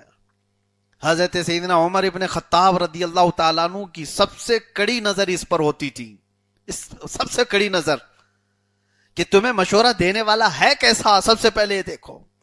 اور لوگوں کو پہچاننے کا ایک اصول بتایا، آپ کو میں بتاتا ہوں. حضرت عمر فاروق رضی اللہ تعالیٰ عنہ کا اصول کیا تھا؟ ایک بار آپ کو کسی سے کچھ معاملہ کرنا تھا. معاملہ کا مطلب کوئی بھی چیز اس سے لین دین کرنی ہو، کچھ بھی ہو. حضرت عمر فاروق رضی اللہ تعالیٰ عنہ نے مدینے میں پوچھا، کوئی ہے جو اس آدمی کی گواہی دے سکے، سچا ہے، یہ امانت دار ہے، یہ دیانت دار ہے؟ کوئی ہے؟ یہ نیا آدمی لگتا ہے، مجھے اس کے بارے میں کوئی گواہ چاہیے. یہ اصول سمجھ کے جائیے آج آپ. تو حضرت عمر نے جب یہ اعلان کیا تو ایک شخص کھڑے ہوئے اور کہا کہ امیر المومنین، میں جانتا ہوں یہ بہت اچھا آدمی ہے. آج سب کھڑے ہو جاتے ہیں نا، آپ بھی بول دیں گے ارے یہ حاجی صاحب تو بہت اچھے ہیں، بہت اچھے آدمی ہیں. ارے یہ محلے کا تو بہت اچھا آدمی ہے، کیوں؟ داڑھی ہے نا اس کی، ٹوپی ہمیشہ لگائے رہتا ہے، بہت اچھا آدمی ہے. حضرت عمر کے پاس وہ شخص آئے، انہوں نے کہا امیر المومنین، میں گواہی دیتا ہوں اس کی، یہ بہت اچھا آدمی ہے جس سے آپ معاملات کر رہے ہیں. آپ نے پوچھا اچھا ٹھیک ہے، تم گواہی دے رہے ہو اس کی، یہ اچھا ہے، دیانت دار ہے، امانت دار ہے. سب سے پہلے یہ بتاؤ کیا تم اس کے پڑوسی ہو؟ انہوں نے کہا نہیں، میں پڑوسی نہیں ہوں، پڑوسی نہیں ہوں. پھر حضرت عمر نے دوسرا سوال کیا توجہ سے. حضرت عمر نے پوچھا کیا تم نے کبھی اس سے لین دین کیا ہے؟ کہا نہیں، مجھے تو اتفاق نہیں ہوا لین دین کا، اس کے ساتھ کبھی میرے معاملات ہوئے نہیں. پھر حضرت عمر نے پوچھا تیسرا سوال، کہا کیا تم نے کبھی اس کے ساتھ سفر کیا ہے؟ 3 چیزیں پوچھا انہوں نے. کیا پڑوسی ہو تم، یا کبھی اس سے لین دین کی ہو، یا پھر کبھی اس کے ساتھ سفر کی ہو؟ وہ صحابی نے کہا نہیں، میں نے سفر بھی نہیں کیا. تو حضرت عمر جلال میں کہا چپ بیٹھ جاؤ، تم اس کی گواہی دینے کے قابل ہی نہیں ہو. مجھے پتا ہے تم نے اس کو اچھا کہا، دیانت دار کہا. کہاں دیکھا؟ مسجد میں دیکھا نا اس کو. انہوں نے کہا ہاں، اس کو تو میں 5 وقت نماز پڑھتے ہوئے تو دیکھتا ہوں. حضرت عمر کہتے ہیں جس کو صرف مسجد میں دیکھ رہے ہو اس کی گواہی نہ دو. حضرت عمر کا یہ مزاج تھا. کہا اس سے معاملات کیے ہوئے ہو یا اس کے پڑوسی ہو تو پھر دیکھو وہ کس طرح کے معاملات کرتا ہے. انسان اپنی ساری حقیقتیں صرف مسجد میں نہیں کھولتا، اس کے ساتھ جب معاملات ہوتے ہیں تب وہ حقیقت کھلتی ہے، کتنا سچا ہے، لین دین میں کیسا ہے. میرے عزیزو، حضرت عمر فاروق رضی اللہ تعالیٰ عنہ سب سے زیادہ اس بات پر فوکس کرتے تھے کہ مشیر کیسا ہے، مشورہ دینے والا کیسا ہے. اور نظام بہترین چلتا تھا، اور مشیروں کو بھی دیکھتے تھے. مشورہ دینے والے کے لیے کرائٹیریا تھا کہ کوئی بھی جھٹ سے اٹھ کر کے امیر المومنین کو مشورہ دے دے، کل سے یہ کر لیجئے، ٹھیک ہے آپ کا مشورہ سنیں گے، ہم آپ کو بھی دیکھیں گے آپ کس لائق ہیں. آج ہم سب کے لیے بھی یہ بات رہنما اصول میں سے ہونا چاہیے. سنو سب کی، مشورے سب کے لو ہوں، لیکن پھر آپ یہ دیکھو کہ وہ کس فیلڈ سے تعلق رکھتا ہے، اس کی اہلیت کیا ہے، وہ معاملات میں کیسا ہے اور اللہ کی بارگاہ میں کیسا ہے. اس کے بعد پھر آپ عمل کرو. ایرے غیرے نتھو کھیرے کی باتوں کو سن کر کے جب عمل کر لیتے ہیں تو اللہ کی مدد نہیں ہے اس میں. سیدنا عمر ابن خطاب رضی اللہ تعالیٰ عنہ کا دور خلافت وہ عظیم دور تھا جس کو میں آپ کو بتاؤں. ہمارا ملک ہندوستان جب آزاد ہوا تو آزادی کے فوراً بعد نظام بنایا جا رہا تھا کہ ملک میں کیسا نظام ہو. ظاہر سی بات ہے آج تک بھی یہ بات کا چرچا چلتا ہے کہ ڈاکٹر بی آر امبیڈکر نے ایک ٹیم لی اور ایک لا کا پورا سسٹم بنایا. پورے جتنے تعزیرات ہند ہیں جس کو آئی پی سی کہا جاتا ہے، بہت ساری چیزیں یہ دھیرے دھیرے امینڈمنٹ ہوتے ہوتے ایک بڑا ہمارا لا بن گیا مضبوط. ہر ملک کو ضرورت تو ہوتی ہے. تو جب ہمارا ملک آزاد ہوا تو کچھ قوانین تو وہی تھے جو انگریزوں کے چلے آ رہے تھے، کچھ اس سے پہلے کے بھی تھے، لیکن سسٹم بننا ہے. آئین، دستور، پارلیمنٹ کیسے چلے گی، یہ سارا سسٹم بننا ہے. اس دور کی بات میں کر رہا ہوں. اس وقت موہن داس کرم چند گاندھی جی نے کہا تھا کہ میرے پاس مثال دینے کے لیے کالپنک شخصیات ہیں، یعنی جن کا صرف خیال کیا جا سکتا ہے، ایسے کچھ کالپنک شخصیات ہیں، لیکن فیلڈ میں اگر کسی نے کچھ کر کے دکھایا ہے تو وہ مثال میں صرف ابو بکر اور عمر کی پیش کر سکتا ہوں. کہانیاں بہتوں کی ہیں، ایسا راج تھا ویسا راج تھا، کہانیاں بہت ہیں، لیکن ان کے بارے میں ہمیں پتہ ہی نہیں ہے کہ تھے بھی کہ نہیں تھے. یہ ہماری بات نہیں ہے، یہ گاندھی جی کی بات ہے. گاندھی جی نے کہا تھا کہ ابو بکر اور عمر کو میں پیش کر سکتا ہوں نظام چلانے کے لیے، ان سے بہترین مثال نہیں ہو سکتی. پڑھے لکھے لوگ سمجھ سکتے ہیں میرے عزیزوں. دنیا نے اس چیز کو ایکسپٹ کیا، تسلیم کیا. وجہ کیا تھی؟ الفضل لما شہید بہ الاعداء. فضیلت تو اس کی ہے جس کی دشمن بھی گواہی دیتے ہوں، فضیلت تو اس کی ہے. سیدنا عمر ابن خطاب رضی اللہ تعالیٰ عنہ سارے جتنے بھی علاقے فتح ہوتے تھے، ان علاقوں پر جب امیر منتخب کرنا ہوتا تو اس میں آپ کی بڑی گہری نظر ہوتی تھی، بڑی گہری نظر ہوتی تھی. ایک اصول ان کا یہ تھا کہ جو اپنے اوپر خرچہ کرتا ہے وہ امیر نہیں ہو سکتا. حتیٰ کہ کچھ امیروں کو آپ نے صرف اس لیے سسپینڈ کیا تھا کہ وہ اعلیٰ نسل کے گھوڑے استعمال کرتے تھے، سسپینڈ کر دیا تھا. ان کے بارے میں یہ باتیں آئی تھی کہ یہ بہت قیمتی مہنگے گھوڑوں پر سواری کرتے ہیں. آپ نے ان کو ہٹا دیا کہ گورنر آپ نہیں ہو. آپ کو جب بنایا گیا ہے تو امت کی فکر کے لیے بنایا گیا ہے، امت کی فکر. اور اس فکر میں سیدنا عمر ابن خطاب رضی اللہ تعالیٰ عنہ نے جو نظام بنایا تھا، میرے عزیزو آج کے دور میں بھی آپ کے بنائے ہوئے نظام کی ضرورت ہوتی ہے. فوج کے لیے کس طرح کے لوگ بھرتی کیے جائیں گے، فوج کو کتنے دنوں تک دور رکھا جائے گا ان کے اپنے خاندان، ان کی بیویوں سے. 4 مہینے سے زیادہ کسی فوجی کو باہر رہنے کی اجازت نہیں تھی کہ وہ غلط کاریوں میں مصروف نہ ہو جائے اور ادھر اس کی عورت کے جو حقوق ہیں وہ بھی پامال نہ ہوں. یہ نظام بنایا ہوا عہد فاروقی کا ہے. دنیا اس وقت فوجیوں کے حقوق نہیں مانتی تھی. فوجوں پر جو بھی کیا جاتا ہے یہ سمجھا جاتا ہے کہ لڑنے بھڑنے کے لیے یہ لوگ پیدا ہوئے ہیں، ان کا کوئی خاندان، ان کی کوئی بیوی بچے. میرے عزیزو یہ اپنے گھروں کے پیچھے جو چھوڑا ہے ان عورتوں کی بھی تو زندگیاں ہیں، ان کی بھی ضروریات ہیں. عہد فاروقی میں یہ قانون پاس ہوا کہ کوئی فوج میں، کوئی جہاد میں کہیں پر بھی جائے 4 مہینے سے زیادہ کا سفر نہیں کرے گا، واپس اسے اپنی عورت کے پاس آنا ہوگا، اس کی عورت کے حقوق پورے ہوں اور پھر ان کے اندر بھی کوئی غلاظت نہ آئے. عہد فاروقی میں روڈ بنانے کا سسٹم شروع ہوا. پہلے روڈ اس طرح کے ہوتے نہیں تھے کہ ایک جگہ سے دوسری جگہ جانے کے لیے راستے بنے ہوں. یہ سیدنا عمر ابن خطاب رضی اللہ تعالیٰ عنہ کے زمانے میں. اور آپ کو میں بتاؤں بالکل ڈیولپڈ جو لے آؤٹ بنائے جاتے ہیں ٹاؤن شپ جس کو کہیں, یہ سب سے پہلے عہد فاروقی میں کوفہ اور بصرہ بنایا گیا تھا, جس کو ٹاؤن شپ کہیں. جیسے ایک نئی کالونی بنائی گئی جس میں سسٹمیٹک گھر, کہاں گھر ہوگا, کہاں دکانیں ہوں گی, کہاں بازار ہوں گے, کہاں ڈمپنگ گراؤنڈ ہوگا, ہر چیز. یہ سب سے پہلے اس دنیا میں نظام لانے والے حضرت عمر فاروق تھے.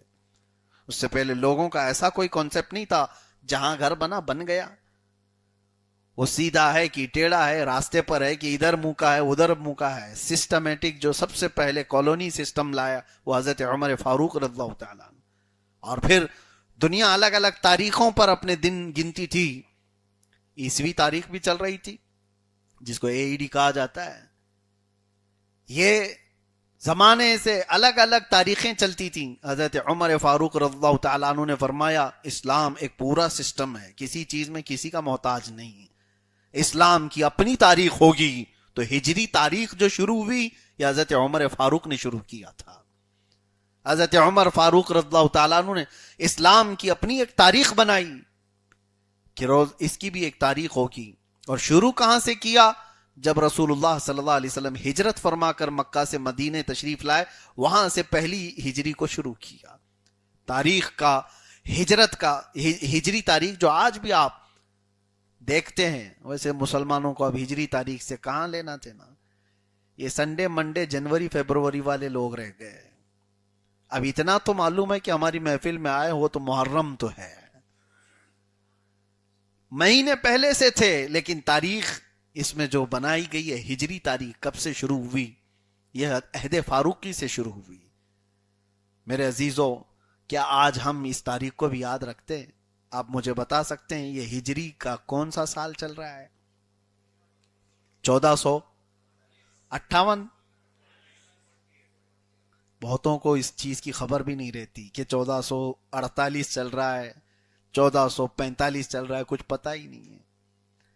توجہ دو, تمہاری اپنی آئیڈینٹی ہے, یہ تمہاری اپنی شناخت ہے, اور دنیا نے اس کو تسلیم کیا تھا, دنیا نے اس کو مانا تھا. اور دنیا کو جب کبھی کوئی معاملات کرنے ہوتے عربوں سے, وہ یہ نہیں کہتے کہ 15 جنوری کو یہ ہونا ہے, وہ کہتے 15 رجب کو یہ چاہیے. میرے عزیزو, آج آپ اپنی تاریخوں کا اہتمام کیوں نہیں کرتے؟ ہمیں تو کتنے لوگوں کو پوچھنا پڑتا ہے, سیدھے منہ اٹھا کر کے آگے کہا حضرت 25 سپٹمبر کو میری شادی ہے, آپ ہیں کہ نہیں ہیں؟ ہم ان سے پوچھتے ہیں اس کے مطابق مہینہ کون سا ہے اسلامی, ہم یہ تو دیکھ لیں. ان کو پتہ ہی نہیں. اچھا وہ بھی ہے, میں دیکھ کر کے آتا ہوں, سپٹمبر میں کیا چل رہا ہے وہ دیکھتا ہوں. تمہیں یہ ہونا چاہیے تھا پہلے آ کر کے کہتے کہ 20 ربیع الاول کو شادی ہے, پھر ہمیں پوچھنا پڑتا کہ اس میں سپٹمبر ہے کہ اکتوبر ہے. تمہاری فرسٹ پرائیورٹی یہ ہونی چاہیے تھی. آپ پہلے اس ہجری تاریخ کو ترجیح دو جو ہماری شناخت ہے, جو ہماری پہچان ہے. لوگوں نے اس کو چھوڑ دیا ہے. اور یہ قمری مہینے ہیں, اللہ تبارک و تعالیٰ کے بنائے ہوئے ہیں. اور ایسا میں نہیں کہہ رہا کہ جنوری, فیبروری, مارچ, اپریل یہ سب پورے گمراہ ہیں, ایسا نہیں ہے. وہ شمسی سال ہیں, سورج سے چلنے والے اور یہ چاند سے چلنے والے ہیں. یہ دونوں اللہ تبارک و تعالیٰ کے نظام کائنات میں موجود ہیں. ہم اس سے اپنے آپ کو دور نہیں کر رہے ہیں, لیکن جہاں ہماری پہچان بنائی گئی ہے اس پہچان کو بھی تو قائم رکھو, اس پہچان کو باقی رکھو. عربوں میں آج بھی سسٹم ہے. عرب میں آپ جائیں گے تو وہاں پہلی تاریخ آپ کو یہ نظر آئے گی اسلامی تاریخ, اور اس کے بعد جو موافق دوسری تاریخ ہے اس کو بھی بیان کر دیا جاتا ہے. یہ حضرت عمر فاروق رضی اللہ تعالیٰ عنہ کا بنایا ہوا سسٹم ہے. تاریخ بنانا ایسا آسان کام نہیں ہے. اور لوگوں کے لیے میرے عزیزو, سیدنا عمر ابن خطاب رضی اللہ تعالیٰ عنہ نے جو سہولیات قائم کی, یہ جو ڈاک کا سسٹم ہے, پوسٹ آفس جو ہوتے ہیں, یہ حضرت عمر کا بنایا ہوا ہے. ڈاک سسٹم کہ کیسے خطوط جائیں گے، کیسے خطوط وصول کیے جائیں گے، اس کی ڈیوٹی کس کی ہوگی، کون لوگ اس میں باضابطہ سیلریڈ لوگ تھے، محکمہ ڈاک اس کو کہا جاتا ہے، ٹیکسال جس کو کہتے ہیں.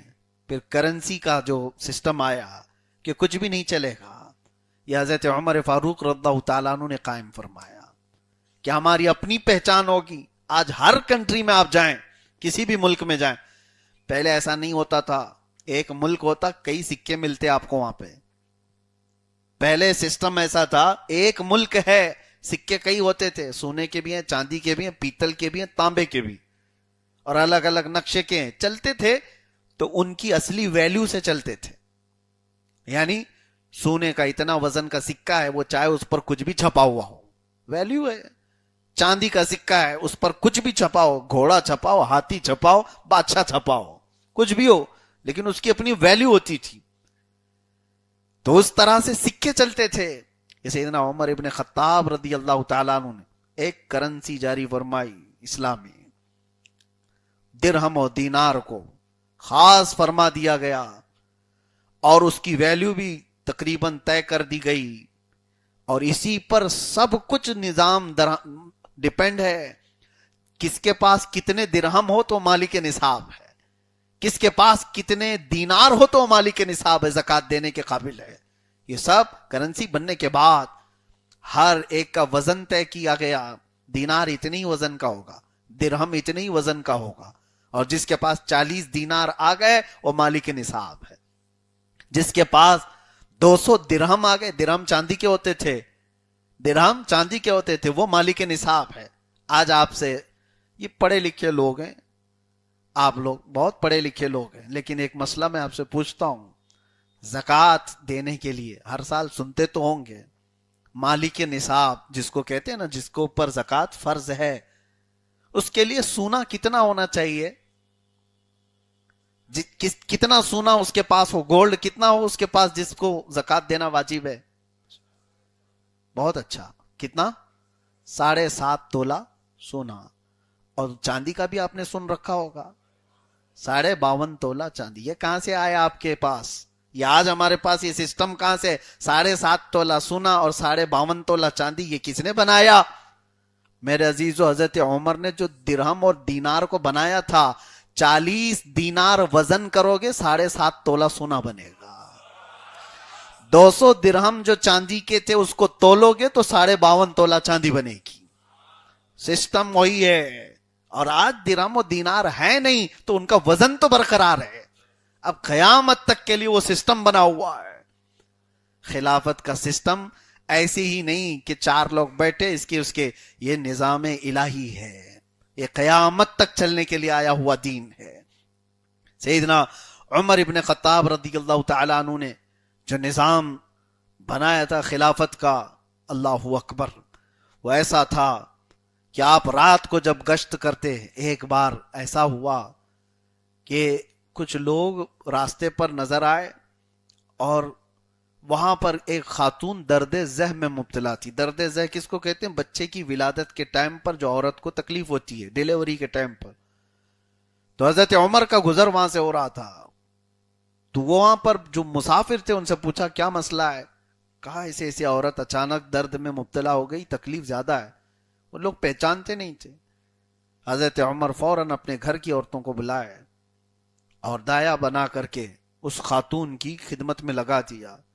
اور جب ولادت ہوئی بچے کی، اس کے لیے سارا انتظام کیا ان کے کھانے پینے کا، اور اس کے بعد واپس چلے آئے. مسافر کہنے لگے کہ اس رات میں اس طرح کی تکلیف ہو گئی ہماری خاتون کو، یہ کون فرشتہ بن کر کے آیا؟ کیا یہاں پر اس طرح کے حالات ہوتے ہیں؟ کوئی ڈاکٹر تھا، یہ کوئی حکیم تھا؟ تو آئے ہوئے لوگوں نے کہا تمہیں پتہ نہیں، وہ وقت کا خلیفہ عمر ابن خطاب تھا. کسی ضرورت مند تک پہنچ جانا اور اس کی ساری چیزوں کو دیکھنا. حضرت عمر فاروق رضی اللہ تعالیٰ عنہ صرف اور صرف یہ راستے کے نظام کے سلسلے میں ہی نہیں، بہت سارے ایسے ضرورت مند تھے جہاں پر آپ پہنچ جایا کرتے تھے. میرے عزیزو، آج کے دور میں مجھے لا کر کے دکھاؤ ایک مثال کوئی دور فاروقی کی کوئی ایک مثال. اسی لیے تو روم کے بادشاہ نے قاصد بھیجے تھے کہ دیکھ کر کے آؤ یہ عمر ابن خطاب کا جو دبدبہ ہے، کتنا سیکیورٹی میں یہ لوگ رہتے ہیں. تو قاصد آ کر کے مدینے میں سب سے پہلے لوگوں سے پوچھا کہ تمہارا بادشاہ کہاں ہے؟ تو لوگوں نے کہا ہمارا بادشاہ نہیں ہوتا، امیر المومنین ہے. اس نے کہا اچھا وہ ٹھیک ہے امیر المومنین ہے جو بھی ہے، لیکن اس کا محل کہاں ہے؟ تو مدینے والے پھر ہنس پڑے، کہا اس کا محل نہیں، دیکھو مسجد نبوی کے قریب پیپل کے جھاڑ کے نیچے سو رہا ہوگا، ایک درخت کے نیچے سو رہا ہوگا. وہ قاصد آیا اور دیکھا تو سیدنا عمر ابن خطاب رضی اللہ تعالیٰ عنہ کو تنہا درخت کے نیچے آرام کرتے ہوئے پایا، اور وہ سوچنے پر مجبور ہو گیا کیا یہ عمر ابن خطاب ہے جس سے ہمارے بادشاہ ڈرے ہوئے ہیں، ہماری فوجیں ڈری ہوئی ہیں، اور یہ آرام کی نیند سو رہا ہے، اور میں اکیلا ہوں، چاہوں تو ابھی اس کو مار بھی سکتا ہوں. حضرت عمر کی آنکھ کھل گئی اور دیکھتے ہی اس سے کہا جو تو سوچ رہا ہے وہ ہو نہیں سکتا. اللہ تبارک و تعالیٰ کے اس نظام کو جب تک اللہ کی رضا کے لیے کوئی چلائے تو بندہ اللہ کی حفاظت میں ہوتا ہے، اللہ کی حفاظت میں ہے. تو وہ ڈر کے کپاتا رہا اور کہا کہ ہمارے بادشاہوں کا سسٹم ایسا ہے، اتنے بڑے دربار ہیں، اتنے بڑی فوج ہے، ان کے لاؤ لشکر، ان کے تمام ساز و سامان اٹھانے والی ایک الگ جماعت ہے، وہ سب ہونے کے باوجود جھاڑ کے نیچے سوئے ہوئے خلیفہ سے کتنا ہم ڈرتے ہیں، کیوں ایسا ہے؟ حضرت عمر نے جواب میں کہا تمہارے بادشاہوں نے قوم کا خون چوس کر کے کرسی بچھائی، اور ہمیں اللہ تبارک و تعالیٰ نے اپنی مخلوق کی خدمت کے لیے بٹھایا.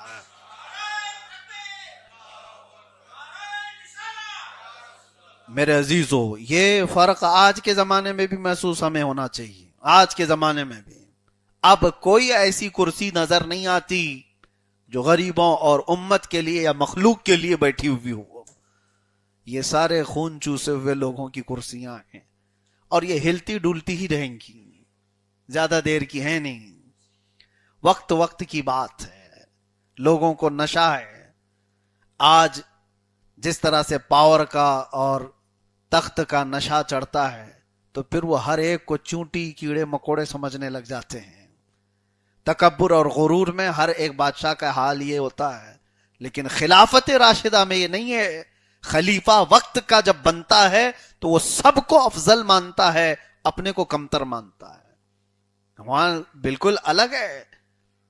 حضرت عمر ابن خطاب رضی اللہ تعالیٰ عنہ جب بیت المقدس فتح ہوا تھا، وہاں پر حضرت ابو عبیدہ بن جراح رضی اللہ تعالیٰ عنہ لکھ کر کے بھیجتے ہیں کہ فلسطین کے لوگ آپ کے آمد کے منتظر ہیں، بیت المقدس فتح ہو چکا ہے، آپ تشریف لائیں. مدینے سے چل کر فلسطین جانا تھا حضرت عمر کو. جب خط آیا تو آپ نکلے اور اپنے ایک غلام کو ساتھ لیا. خلیفہ کا کانوے نہیں جا رہا تھا، گاڑیوں کا سلسلہ نہیں جا رہا تھا. ہم نے ابھی چند دن پہلے دیکھا پیٹرول اور ڈیزل نہ استعمال کریں یہ کہہ کر کے سی ایم صاحب پتہ نہیں کون کون بائک چلاتے ہوئے جا رہے ہیں. اچھا ہے، ٹھیک ہے، بڑی گاڑیاں نہیں استعمال، لیکن پتہ چلا پیچھے تو 40 کاریں چل رہی ہیں. تو یہ دکھاوا کس کام کا ہے؟ وہ عمر ابن خطاب رضی اللہ تعالیٰ عنہ نکلے ایک غلام کے ساتھ مدینے سے، اور فلسطین جانا ہے. اور جب جا رہے تھے تو اپنے غلام اپنے خادم کے ساتھ یہ طے کرتے ہیں ایک ہی سواری ہے ہمارے پاس، ایک ہی گھوڑا ہے، اور جانا وہاں تک ہے. سفر میں سواری ضروری ہے، لیکن طے ایسا ہوا کہ 1 میل تک میں بیٹھوں گا تو چلے گا، اور 1 میل تک تو بیٹھے گا میں چلوں گا، باری باری. اور خادم کو اس کے آگے کوئی بات کرنے کی مجال بھی نہیں تھی. حضرت عمر کے اس فیصلے کے ساتھ یہ سفر طے ہو رہا ہے، اور لوگوں میں خبر پھیل گئی تھی فلسطین والوں سے. وہاں کے نئے عیسائی اور یہودی جو وہاں موجود تھے وہ لوگ بھی دیکھنا چاہتے تھے عمر ابن خطاب امیر المومنین کو، جن کی دھاک ایسی تھی. تو سارے انتظار میں تھے. اور جب یہ آ رہے تھے امیر المومنین، اتفاق ایسا تھا کہ اس وقت بیٹھنے کی باری غلام کی تھی اور رسی پکڑنے کی باری امیر المومنین کی، خلیفہ وقت کی. تو لوگ دوڑتے ہوئے استقبال کرتے ہوئے آئے, گھوڑے پہ بیٹھے ہوئے شخص کو دیکھ کر کے نعرے لگانے لگ گئے, امیر المومنین آ گئے. تو جو صحابہ تھے انہوں نے کہا لوگوں سے کہ وہ امیر المومنین نہیں ہے, رسی پکڑا ہوا امیر المومنین ہے. لوگوں نے پوچھا کیا ایسا بھی ہوتا ہے؟ کہا ہاں, یہ خلافت راشدہ ہے, اسلامی نظام ہے جہاں سب کو برابر کے حقوق تقسیم کیے گئے ہیں. سیدنا عمر ابن خطاب رضی اللہ تعالیٰ عنہ کا دور اس بارے میں مشہور تھا, وہ سب کو برابر کی بات کرتے تھے.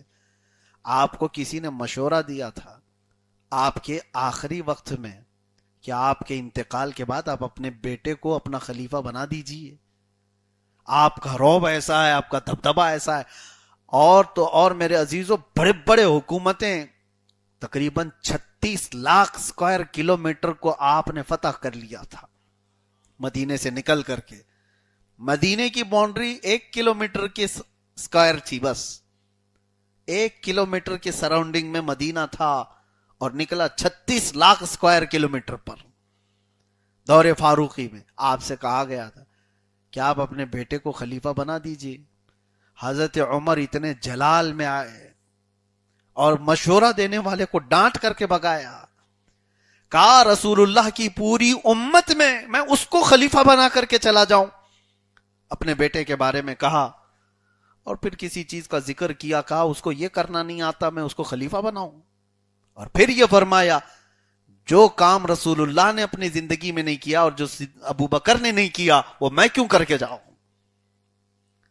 ہر پیر تو اپنے بیٹے کو خلیفہ بنا کے جاتا ہے, لیکن دور فاروقی میں یا خلافت راشدہ میں آپ یہ نہیں دکھا سکتے. حضرت ابو بکر صدیق کس کے جانشین تھے؟ رسول اللہ صلی اللہ علیہ وسلم. تو کیا رسول اللہ کے بیٹے تھے حضرت ابو بکر؟ حضرت ابو بکر کے جانشین کون تھے؟ حضرت عمر. تو کیا حضرت عمر حضرت ابو بکر کے بیٹے تھے؟ نہیں.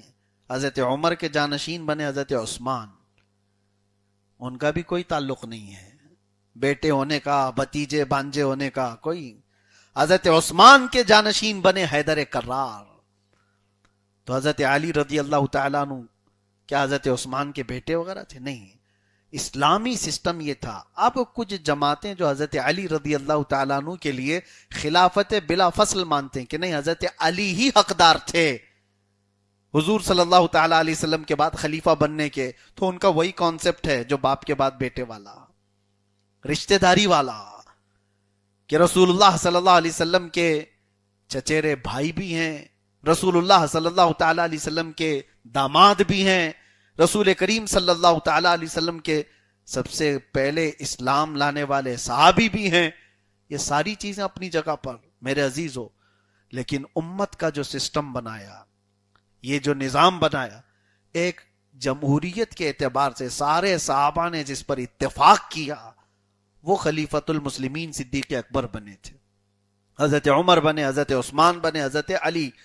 اب میں چند باتیں آپ کو یہ بھی بتا دوں, دور فاروقی میں اس خلافت میں جو اہم کام ہوئے تھے, جیسے میں نے بتایا جنگوں کا سسٹم تو ایسا تھا میرے عزیزو. انٹیلیجنس بھی اس وقت بنی ہے جب حضرت عمر فاروق رضی اللہ تعالیٰ عنہ کا دور تھا. آج لوگ اپنے خفیہ محکمے جتنے بناتے ہیں, ہر ملک کی ایک خفیہ ایجنسی ہوتی ہے, ہر ملک کی جو سیکریٹ اس کو رکھا جاتا ہے, ملک بھی اس کو سیکریٹ رکھتا ہے اور ان کے کام بھی سیکریٹ ہوتے ہیں. وہ دنیا بھر کی خبریں لاتے ہیں. یہ انٹیلیجنس کا جو کانسیپٹ ہے حضرت عمر فاروق رضی اللہ تعالیٰ عنہ کے زمانے میں ہے. حتیٰ کہ رسول اللہ صلی اللہ تعالیٰ علیہ وسلم نے یہ تربیت دی تھی. جنگ بدر میں جانتے ہو انٹیلیجنس جو کام کرتی ہے وہ کیسے پتا چلتا ہے؟ صرف جنگ بدر میں آنے والے مشرکین کی تعداد کتنی تھی یہ معلوم کرنا تھا. تو کیسے پتا چلا کہ کتنے لوگ آئے تھے, کیا کیا تھے؟ ایسے پکڑ کے گنے نہیں تھے.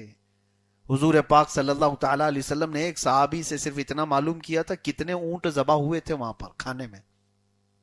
انہوں نے بتایا اتنے اونٹ تھے, تو سیدھے کیلکولیٹ کر کے بتا دیا گیا کہ 1000 لوگ آئے ہوئے ہیں. اتنے اونٹ وہاں ذبح ہوئے تھے, اتنے لوگ وہاں پر آئے ہوئے تھے. بعد میں تعداد نکالی گئی تھی, ہو بہو وہی تعداد تھی.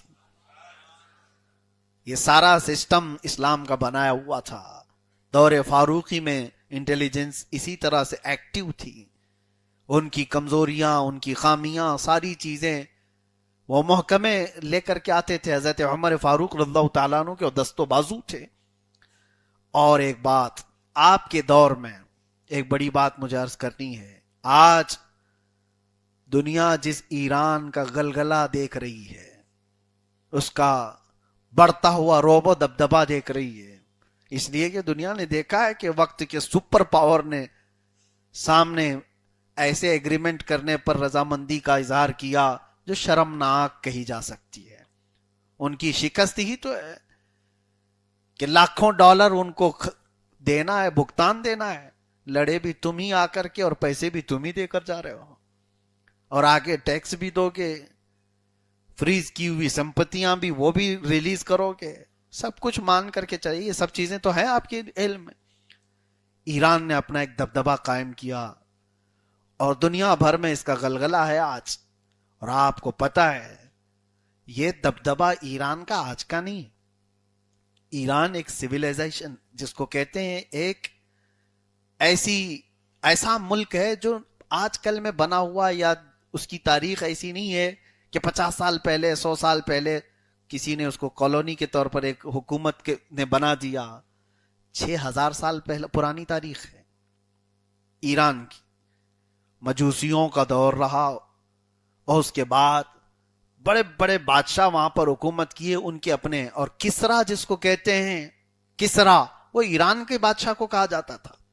اور ایران اتنا نہیں تھا جو آج نقشے میں ہے، اس میں اور بھی کنٹریز آتی تھی، اور بھی ملک اس کے اندر آتے تھے.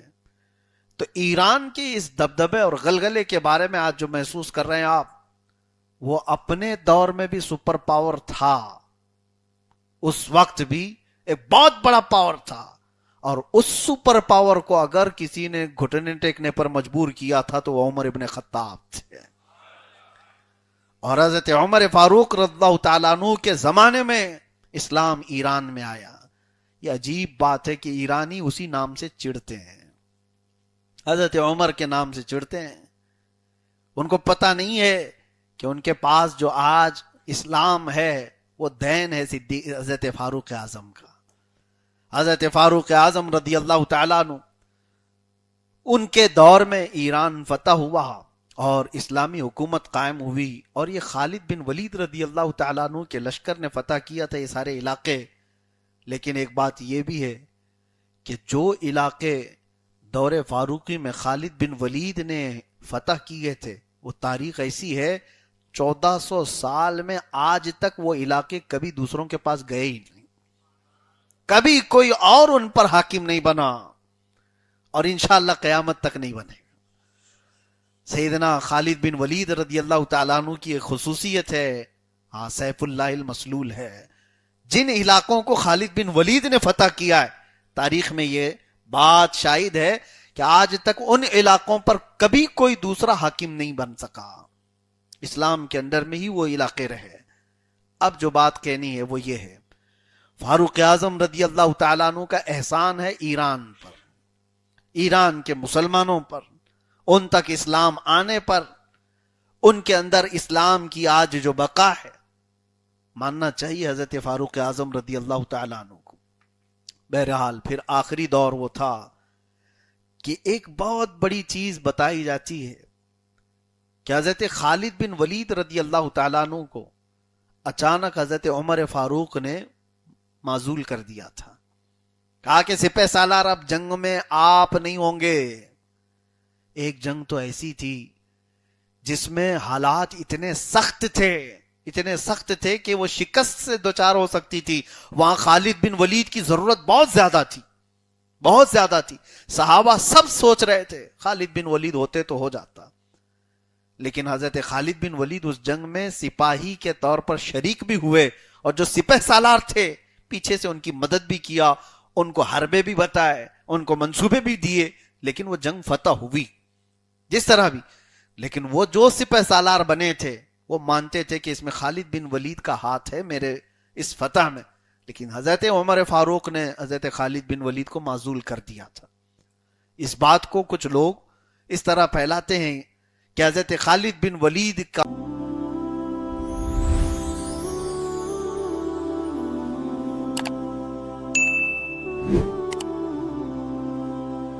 شہرہ زیادہ ہو رہا تھا، ہر جنگ فتح کرتے تھے، اس لیے عمر ابن خطاب کو یہ ڈر لگنے لگا کہ اگلا خلیفہ خالد بن ولید نہ ہو جائے، ان کی خلافت ختم نہ ہو جائے، اس لیے وہ ڈر کے مارے ان کو پہلے ہی معزول کر دیے۔ میرے عزیزو، جن کی جیسی سوچ، ہاں یہ آدمی جو کھاتا ہے وہی الٹی کرتا ہے۔ ان کو یہی ڈر رہتا ہے نا آج کہ ہمارے بنائے ہوئے ہیں پارٹی توڑ کے چلے نہ جائیں، پارٹی میں ابھی اس کا تھوڑا سا زیادہ چل رہا ہے تو اس کو جلدی سے نیچے کرو۔ وہ آج ہماری حکومتیں کر رہی ہیں، کسی کو بڑھنے نہیں دیا جائے۔ ارے ان پڑھ گوار کو سی ایم بنا کر کے بیٹھا ہو، زیادہ یہ اگر لوگ پریہ ہو جائے گا، اس کو زیادہ چاہنے لگ جائیں گے تو نہیں، پھر پی ایم کا کیا ہوگا؟ اور پی ایم کے ساتھ ساتھ جو لکڑ بگا چلتا ہے اس کا کیا ہوگا؟ وہ بھی تو اپنا نمبر لگایا ہوا ہے۔ یہ ساری باتیں اس لیے سوچ میں آتی ہیں کہ ہر دور، ہر حکومت یہ چاہتی ہے آج کہ کوئی دوسرا مشہور نہ ہو جائے۔ یہ دور فاروقی میں نہیں تھا، عمر ابن خطاب رضی اللہ تعالیٰ عنہ کو اس بات کا ڈر ہی نہیں تھا۔ اپنے زمانے خلافت میں انہوں نے یہ ڈر نہیں محسوس کیا۔ بڑے بڑے بادشاہوں سے جو نہیں ڈرا، وہ اس طرح کی حربیں اور اس طرح کی حرکتوں سے کیوں ڈرتا؟ اور عمر ابن خطاب رضی اللہ تعالیٰ عنہ کو کیا یہ نہیں معلوم تھا کہ خالد بن ولید کو رسول اللہ نے سیف اللہ المسلول کہا ہے؟ بات صرف اتنی تھی، نہ خالد بن ولید کو نیچا دکھانا تھا، نہ عمر ابن خطاب کو اپنی بڑائی ظاہر کرنی تھی، بلکہ بات مسلمانوں کی تھی جو نئے اسلام میں آئے ہوئے تھے۔ نئے اسلام میں آئے ہوئے ان کے ذہنوں میں یہ بات نہ آئے کہ ہر جنگ خالد بن ولید کی وجہ سے فتح ہوتی ہے۔ عمر ابن خطاب اس سوچ کو بدلنا چاہتے تھے، اسلامی نظام شخصیات سے نہیں اللہ کی مدد سے چلتا ہے۔ خالد بن ولید ہو یا اور کوئی ہو، اللہ کی مدد نہ ہو تو کیا ہو سکتا ہے؟ تو حضرت عمر ابن خطاب رضی اللہ تعالیٰ عنہ نے یہ تصور دیا کہ جنگیں ہوں کہ نظام ہو، وہ اللہ کے توکل پر چلے گا، اللہ کے بھروسے پر چلے گا، کسی ایک شخصیت کے ڈیپینڈنٹ ہونے پر نہیں، اس پر ڈیپینڈ ہونے پر نہیں۔ اور حضرت خالد بن ولید چاہتے تو جیسے آپ فوجی بغاوت کرتے ہیں اور تختہ پلٹ دیتے ہیں نا یہاں پہ، ہاں ابھی آج کے دور میں اب میں کچھ باتیں کہوں تو لوگوں کو بہت زیادہ الگ بھی لگ جائیں گے۔ پاکستان میں آج کے دور کا بیٹھا ہوا پرائم منسٹر، اس کی اتنی بھی طاقت نہیں ہوتی کہ وہ فوجی جنرل کو بدل دے گا تو یہ خود ہی بدل جائے گا۔ فوج میں بغاوت کئی کنٹریز میں ہوتی ہے، کیوں؟ اس لیے کہ جو فوجی جنرل ہے، سپاہ سالار ہے، اتنے سال کی نوکری کیا ہوا ہے کہ نیچے جتنی بٹالین ہیں، جتنے فوج کی ٹکڑیاں ہیں، سب پر اس کا کمانڈ چلتا ہے۔ ارے میاں 5 لاکھ کی فوج کو کمانڈ کرنے والا ایک سپاہ سالار، ایک جنرل، اس کے دماغ میں تو یہ آئے گی کون سا پی ایم کون سا سی ایم بدلے گا مجھے، جس دن بدلے گا یہ 5 لاکھ کو ایکٹیو کر دوں گا کہ اس کا تختہ ہٹاؤ، میں بیٹھنے والا ہوں۔ فوج تو وہ تو ایک آمنا صدقنا کہنے والی جماعت ہے، اس کو ٹرینڈ ہی کیا جاتا ہے کہ ہر بات تمہیں اپنے سپہ سالار کی ماننا ہے۔ فوجی بغاوتیں ہم کئی ملکوں میں دیکھتے آئے ہیں۔ خالد بن ولید چاہتے تو وہ بغاوت کرتے، وہ سپہ سالار کتنے سالوں سے تھے، صحابہ میں ان کا اپنا ایک مقام تھا، ان کے بنائے ہوئے کتنے سپاہی تھے جو مضبوط تھے، اور سب کو جمع کر کے کہتے فاروق اعظم کیسے مجھے معزول کر سکتے ہیں، دوسرے سب چلو میرے سپورٹ میں آؤ، کھڑے ہو جاؤ، ہم اپنی جماعت بنائیں گے، میں خلیفہ بنوں گا۔ تاریخ الزام تو لگاتی ہے لیکن ایک جگہ تو دکھائے کہ حضرت خالد بن ولید نے کہیں بغاوت کی بات کی ہو، بلکہ فوراً خلیفہ کا خط آیا، سر جھکا لیا اور ایک عام سپاہی کی حیثیت سے جنگ میں شریک ہو گئے اور لوگوں کو بتایا یہ ہمارا نظام اسلام ہے، یہاں شخصیات سے نہیں چلتا، اللہ کی مدد سے چلتا ہے۔ سسٹم یہی ہے میرے عزیزو۔ آج فاروق اعظم کے اس سسٹم کو سمجھنا ہوگا۔ میں آپ کو بتانا چاہتا ہوں، ہم سب کے لیے بھی اس میں درس ہے۔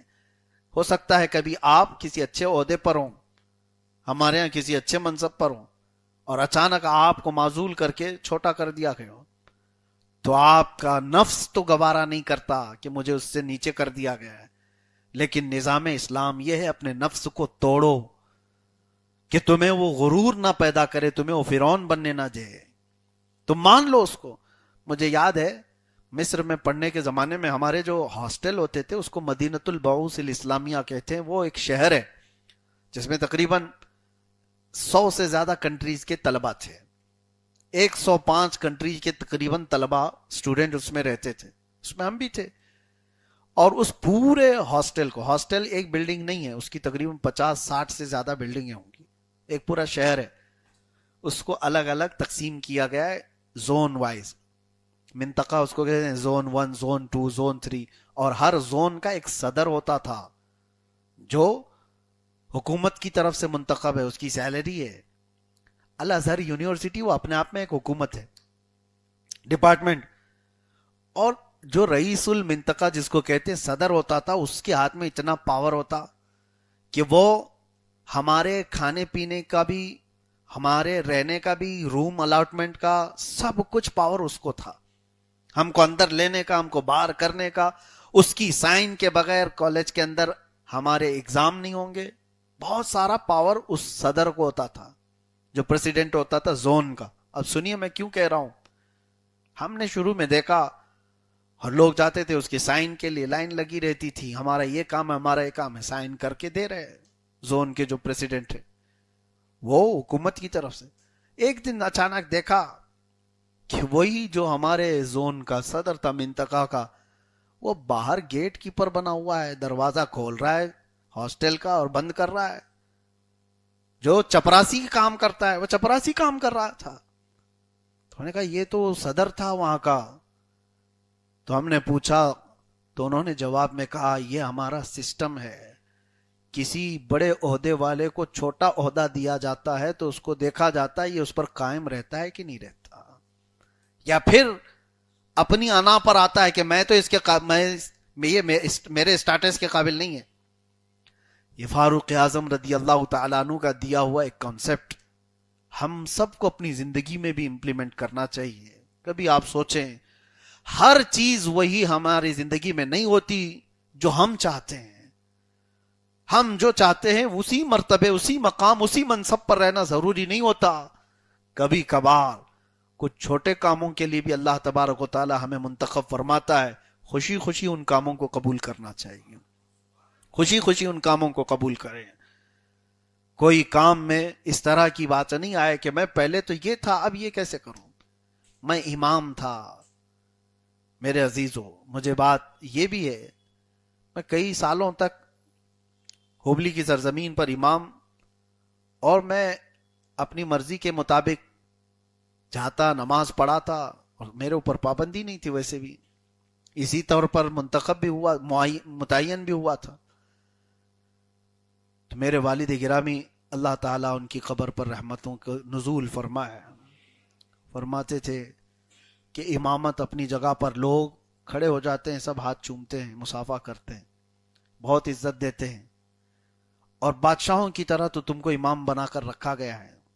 ایک کام کرنا, کبھی اکیلے میں مسجد میں چلے جانا اور جھاڑو لینا اور مسجد کی صفائی بھی کرنا.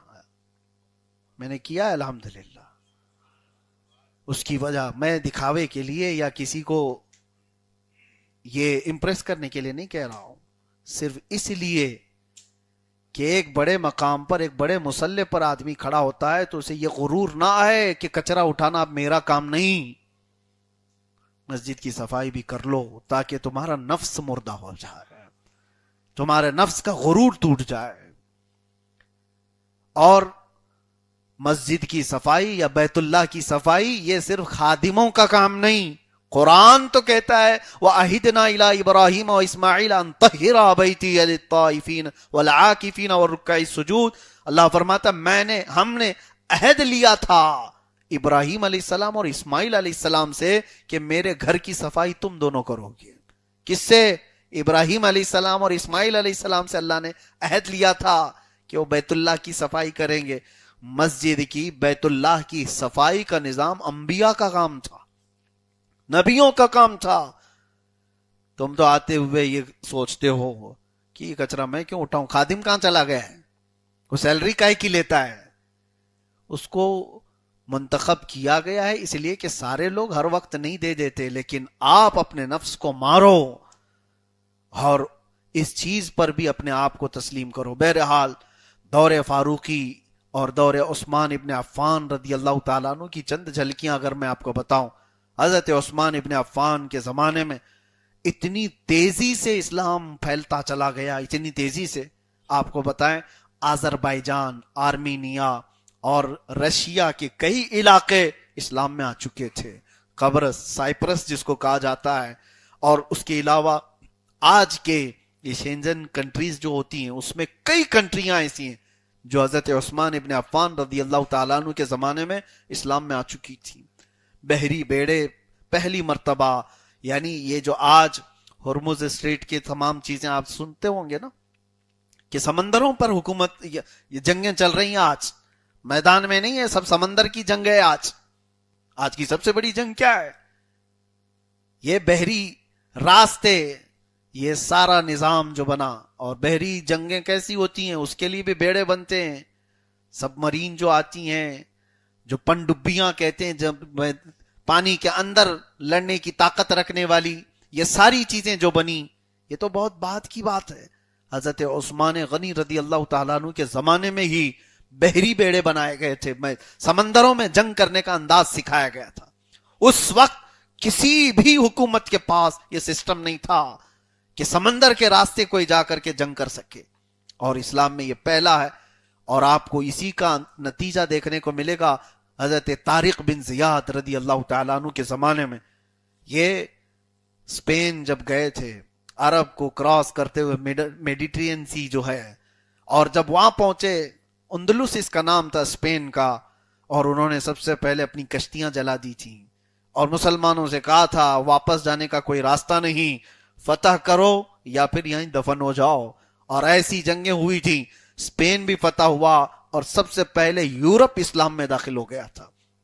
ایک بہت بڑا مشہور مورخ ہے انگریز، اس نے لکھا ہے کہ صرف 250 کلومیٹر لندن سے باقی رہ گیا تھا، اور وہ کہتا ہے اور اتنی تیزی سے جو اسلام پھیل رہا تھا، یہ اس دور میں رکاوٹ نہ آتی تو لندن کیا، امریکہ کیا، سب جگہ پر آج قرآن کی ہی تعلیم ہو رہی ہوتی۔ اور بہرحال آج پہنچ بھی چکا ہے، الحمدللہ پہنچ چکا ہے۔ اور یہ جو چیزیں آپ دیکھ رہے ہیں، یہ خلافت کے تمام چیزیں، اور اس کے بعد دور مرتضی علی کرم اللہ وجہہ الکریم۔ لیکن ہمیں اس بات کا قلق ضرور ہوتا ہے کہ حضرت علی رضی اللہ تعالیٰ عنہ جیسا بردبار شخص نہیں ملے گا، ان کی مثال ہی نہیں ہے۔ مولا علی کرم اللہ وجہہ الکریم کو رسول اللہ صلی اللہ تعالیٰ علیہ وسلم نے اپنے کتنے کاموں میں پسند فرمایا، جنگوں کے میدان میں سب سے آگے رہنے والے، حیدر کرار جس کو کہا گیا ہے، خیبر کے موقع پر جس کو رسول اللہ نے اپنا جھنڈا عطا فرمایا، صحابہ سب انتظار میں تھے، حضور نے رات کو ہی کہا تھا کہ کل یہ جھنڈا میں ایسے شخص کو دوں گا جس کے ہاتھ میں اللہ نے فتح رکھی ہے اور اللہ اس کے رسول اس کو پسند کرتے ہیں، نام نہیں بتایا تھا حضور نے۔ صبح سارے صحابہ انتظار میں تھے کہ رسول اللہ جھنڈا ہمیں دیں گے، لیکن اس صبح خیبر کے موقع پر رسول اللہ نے حضرت علی کو جھنڈا عطا فرمایا تھا۔ اور میرے عزیزو، بدر کے میدان میں سب سے پہلے اترنے والے لوگ کون تھے؟ 3 لوگوں کو صرف اتارا گیا تھا میدان جنگ میں، جس میں پہلے امیر حمزہ تھے، ابو عبیدہ بن جراح تھے، اور ان دونوں سے عمر میں کافی چھوٹے حضرت علی ابن ابی طالب تھے۔ بدر کے میدان میں جو اسلامی پہلی جنگ ہے، اسلام کی پہلی جنگ جو سب سے بڑی لڑی گئی، اس میں پہلی جنگ میں پہلا لڑاکو حیدر کرار کا نام ہے۔ یہ سارے فضیلتیں حضرت علی رضی اللہ تعالیٰ عنہ کے ساتھ ہیں۔ اور خلافت کے معاملات جب شروع ہوئے تھے، جانتے ہو آج بہت سارے لوگ ٹکراؤ کی بات کرتے ہیں، صدیق اکبر میں، مولا علی میں، عمر ابن خطاب میں، حضرت مولا علی میں، ان خبیثوں کو پتہ ہی نہیں ہے کہ ان کی آپسی محبت کیا تھی۔ حضرت عمر ابن خطاب تو یہ فرماتے تھے کہ اس محفل سے میں ڈرتا ہوں جس محفل میں علی نہ ہو، اور کئی مرتبہ پر حضرت عمر ابن خطاب نے یہ فرمایا، ایک فیصلہ آپ نے فرمایا اور حضرت علی نے فوراً اٹھ کر کے کہا امیر المومنین یہ فیصلہ ایسے ہونا چاہیے۔ ان کا مشورہ لیا، حضرت عمر نے فوراً اپنا فیصلہ بدل دیا تو ایسا نہیں ہے کہ چھپا لیا، میں امیر المومنین ہوں, کوئی پیچھے سے مجھے بول دیا صحیح کر دیا ہے, نہیں. برسر اعلان عمر ابن خطاب نے کہا کہ اگر علی نہ ہوتے تو عمر ہلاک ہو جاتا. ان کی فضیلت بھی بیان فرمائی. مولا کائنات حیدر کرار رضی اللہ تعالیٰ عنہ کی یہ باتیں میں کیوں کہہ رہا ہوں آپ کو پتا ہے؟ جو باب العلم ہے, رسول اللہ صلی اللہ تعالیٰ علیہ وسلم کے عزیز ترین صحابی, بلکہ سب سے پہلے اسلام میں داخل ہونے والے, اور پیدا ہوتے ہی رسول اللہ کا لعاب پینے والے, پیدا ہوتے ہی سب سے پہلے آنکھیں کھول کر دیکھنے والے حضور کے چہرے کو, وہ مولا کائنات افضل ترین صحابی ہیں. لیکن جس وقت آپ خلافت کے امور کو اپنے ہاتھ میں لیے, حالات ویسے نہیں تھے جیسے فاروق اعظم کے دور میں یا صدیق اکبر کے دور میں رہے. فتنوں کا دور شروع ہو چکا تھا, نئے لوگ آ چکے تھے. ظاہر سی بات ہے, جب دائرہ بڑھ جاتا ہے نا تو اختلافات بھی بڑھتے ہیں. لوگ یہ کہتے ہیں, ہمیں کبھی کبھار یہ کہتے ہیں, میں آپ کو بتاتا ہوں سچائی کیا ہے. کچھ کمیونٹی جو ہیں ان کی مثال دے کر کے کہتے ہیں, یہ دیکھو یہ کمیونٹی اتنی سسٹمیٹک چلتی ہے, ان کے اندر اتنا سسٹم ہے, نظام ہے, ان میں کوئی غریب نہیں ہوتا, یہ سب کو اٹھا لیتے ہیں. میاں 4 لوگ ایک ساتھ کھڑے ہو جائیں تو یہ کون سی بڑی بات ہے؟ یہاں 4 کروڑ کو جمع کرنا ہے. جب تعداد بڑی ہوتی ہے تو سوچیں بھی مختلف ہوتی ہیں. تو آج جو یہ ان اختلافات سے ڈر رہے ہوتے ہیں کہ مسلمان سب تتر بتر ہیں, حالات مختلف ہیں, تو میرے عزیزو اس کا ریزن بھی تو دیکھو. مسلمان الحمدللہ آج بھی متحد ہیں کچھ نقطوں پر. اگر یہ کسی نقطے پر متحد نہ ہوتے تو دنیا ہم سے ڈر کیوں رہی ہوتی؟ متحد ہیں آج بھی, سوچیں بدلی ہوئی ہیں, سوچیں الگ الگ ہیں یا کچھ عیاشیوں کی وجہ سے آئی ہوئی ہیں, لیکن آج بھی بحمدہ تعالی مسلمان کچھ ایسے پوائنٹس ہیں جس پر متحد ہیں. ساری دنیا کے مسلمان کچھ چیزوں پر متحد ہیں, وہ یہ ہے کہ اللہ کے ایک ہونے پر کسی کا اختلاف نہیں. کوئی مسلمان اختلاف کرتا ہے؟ مسلمان چاہے جیسا بھی ہو اللہ کو ایک تو مانتا ہے, نہیں مانا تو پھر وہ اس میں آیا ہی نہیں کرائٹیریا میں مسلمان ہونے کی, اس کی بات ہی نہیں کر رہے ہم. رسول کریم صلی اللہ تعالی علیہ وسلم کے متعلق کچھ پوائنٹس ایسے ہیں جس پہ سب کا اتحاد ہے, متفق ہے. قرآن کے 30 پارے ہونے پر سب کا اتحاد ہے. یہ کچھ پوائنٹس تو ہیں, دنیا میں اتنے بھی نہیں بچے ابھی دوسرے جو کچھ جمع کر کے دکھائیں کہ بغیر اختلاف کے کچھ پوائنٹس کو مانتے ہوں. ارے خدا پر اتفاق نہیں ہے کئی لوگوں کا, سب کے الگ الگ ہیں. ہوا کا الگ ہے, آگ کا الگ ہے, پانی کا الگ ہے, آتما کا الگ ہے, جسم کا الگ ہے. یہاں وہ پوائنٹس ہیں کہ پوری دنیا شمال سے لے کر جنوب تک, مشرق سے لے کر مغرب تک, جہاں پر بھی جائیں, فرقوں کی بات نہیں کر رہا ہوں, بحیثیت مسلمان ہو تو اسے نماز میں جھکنے کے لیے ایک ہی کلمہ ہے, اللہ اکبر. ایک ہی کلمہ دیا گیا ہے, اللہ اکبر. اس پوائنٹ پر متحد ہیں آج. یہ تمام چیزیں ہیں. حج میں جانے کے بعد کوئی اپنی زبان استعمال نہیں کرتا, وہ لبیک اللہم لبیک. وہ عرفات کے میدان میں لباس سب کے متحد ہیں. آج دوسرا کعبہ نہیں بنا, دوسرا قرآن نہیں آیا. 1400 سال ہو گئے. کعبہ بنا تو سکتے تھے, 4 دیواری تو بنانا تھا, کسی نے کیوں نہیں بنایا؟ حکومتیں سپورٹ ایسے کام کو بہت جلدی کر دیتی ہیں. کوئی نیا اگر نکل گیا کہیں سے کیڑا تو اس کی مدد بہت جلدی کرتے ہیں. گستاخان رسول کو کتنا سپورٹ ہوتا ہے. کعبہ کیوں نہیں بنایا گیا؟ ان کو پتا ہے. ایک بنایا تھا ابرہا یمن میں جا کر, اس نے سوچا پیسے سے خوب بنا لوں گا, اس نے بنایا کعبہ اور اس پہ تو ہیرے موتی سب جڑ دیا تھا. لیکن ہوا کیا, مکہ کا ایک سر پھرا گیا اور اس کے کعبے پر پیشاب کر دیا. کہا یہاں طواف نہیں, یہاں پیشاب کیا جاتا ہے. اور اس نے پیشاب کیا تو اس نے کعبہ توڑ دیا. کہ اب پیشاب کرنے کے بعد بچی کیا اس کی عزت؟ اور اس کے بعد وہ ابرہا آیا تھا یہ اللہ کے کعبے کو ڈھانے کے لیے. دنیا کو وہ سبق یاد ہے, دوسرا نہیں بنے گا. کچھ پوائنٹس ایسے ہیں جس پر آج پورے مسلمان متحد ہیں. اور میں کیوں کہہ رہا ہوں بڑے اس کے ساتھ یقین کے ساتھ, وجہ یہ ہے کہ ان پوائنٹس پر اگر یہ سب کا اتحاد نہ ہوتا تو پوری دنیا ہم سے دشمنی کیوں کر رہی ہوتی؟ سب کو ڈر کس بات کا ہے؟ ان کو پتا ہے آج بھی کچھ تو پوائنٹس ایسے ہیں ان کے دلوں میں, فلسطین میں بچہ رو رہا ہے، نیند ان کی خراب ہوتی ہے.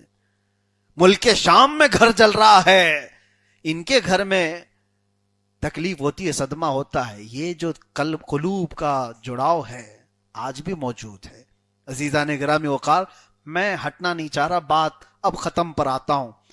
بات یہ تھی کہ مولا کائنات حیدر کرار رضی اللہ تعالیٰ عنہ کے زمانہ خلافت جیسی آیا تو مسلمانوں میں انتشار ہوا تھا، نئی جماعتیں آئی تھی، نئے نئے لوگ اسلام میں داخل ہوئے تھے، اور فتنوں کا دور اتنا ہو گیا کہ خلیفہ وقت حضرت عثمان ابن عفان رضی اللہ تعالیٰ عنہ کا قتل ہو چکا تھا.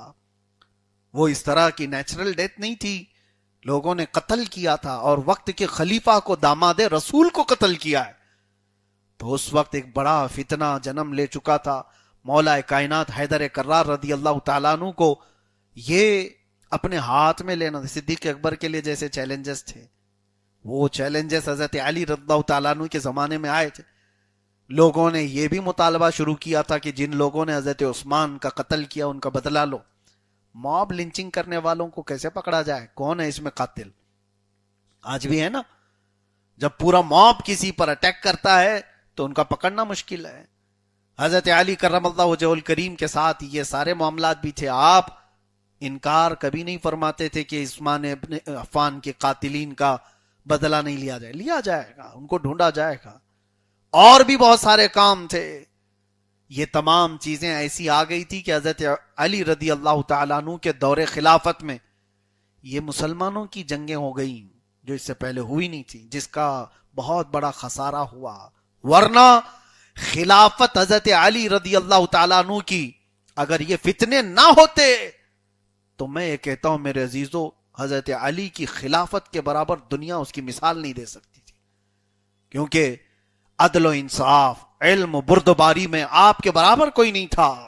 حضرت علی کرم اللہ وجہہ الکریم کے پاس جو بردباری تھی، جو شجاعت تھی، جو علم تھا رسول اللہ کا دیا ہوا، وہ جب نظام خلافت میں آتا تو میرے عزیزو قیامت تک اس کی مثال نہیں مل سکتی. لیکن اللہ تبارک و تعالیٰ کی حکمت ہے، ان کے دور بہت سارے فتنوں سے گھرے ہوئے تھے، اور اس کے بعد اخیر میں ہوا بھی یہ کہ مولا کائنات حیدر کرار رضی اللہ تعالیٰ عنہ کی بھی شہادت ہوئی انہی تمام دشمنیوں میں، فتنوں میں. خارجی جماعت جو دشمن ہے مولا کائنات حضرت علی کی، خارجیوں کے ایک شخص نے حضرت علی رضی اللہ تعالیٰ عنہ کا قتل کیا. بہرحال 3 خلیفہ شہید ہوئے، حضرت عمر بھی، حضرت عثمان بھی، حضرت علی بھی رضی اللہ تعالیٰ عنہ مجمعین. لیکن ان کی شہادت کے بعد میرے عزیزو کبھی آج تک کوئی یہ نہیں کہہ سکتا کہ اسلام کے اس نظام کے برابر کوئی دوسرا نظام لا سکا ہو. ان کو قتل کر کے دوسرا کوئی نظام آیا ہو؟ نہیں آیا. یہ خلافت راشدہ کیوں کہا جاتا ہے؟ یہ اس خلافت راشدہ کے برابر کوئی دوسرا نظام دنیا میں کوئی پیش ہی نہیں کر سکا جو ان کا سسٹم تھا. میں مختصر سی محفل میں پورے سسٹم کو نہیں گھیر سکتا کہ انہوں نے کیا کیا سسٹم بنائے. دنیا آج بھی محتاج ہے ان کا سسٹم لینے کے لیے. یہ اگرچہ ذکر نہیں کرتے لیکن سسٹم پورا وہی ہے. سارا سسٹم جو شروع کیا گیا تھا خلافت راشدہ میں وہ پوری دنیا نے اس کو اڈاپٹ کیا ہے. علم کے بارے میں، حتیٰ کہ آپ کے زمانے کے بعد یہ عموی خلافت گئی، اس کے بعد عباسی خلافت آئی، پھر یہ عثمانیہ جو چلے ترکیوں کے، ان کے دور میں آپ ساری چیزیں دیکھیں ترقیات. عباسی دور میں جو مسلمانوں کی ترقیاں ہیں، آج کے نوجوان کچھ ان چیزوں کو لے کر کے احساس کمتری میں مبتلا ہے. ان کی ترقیاں تو دیکھیں، وہ چاند پر پہنچ رہے ہیں اور ہم تو یہی ہیں ابھی. ان کی ترقیاں تو دیکھیں، سائنس اور ٹیکنالوجی میں کہاں ہیں. تو یہ خالی بات کرنے سے نہیں ہوتا، رات بھر نکڑ پر بیٹھ کر کے موبائل پہ ادھر کی ادھر شیئرنگ کرتے ہوئے اور بڑی فکر کی باتیں کرتے رہتے ہو. تم نے اپنا وقت علم کے حصول میں لگایا ہوتا تو یہ نوحہ کرنے کی آج نوبت ہی نہ آتی، ہمیں یہ شکایات کرنے کی نوبت ہی نہیں آتی.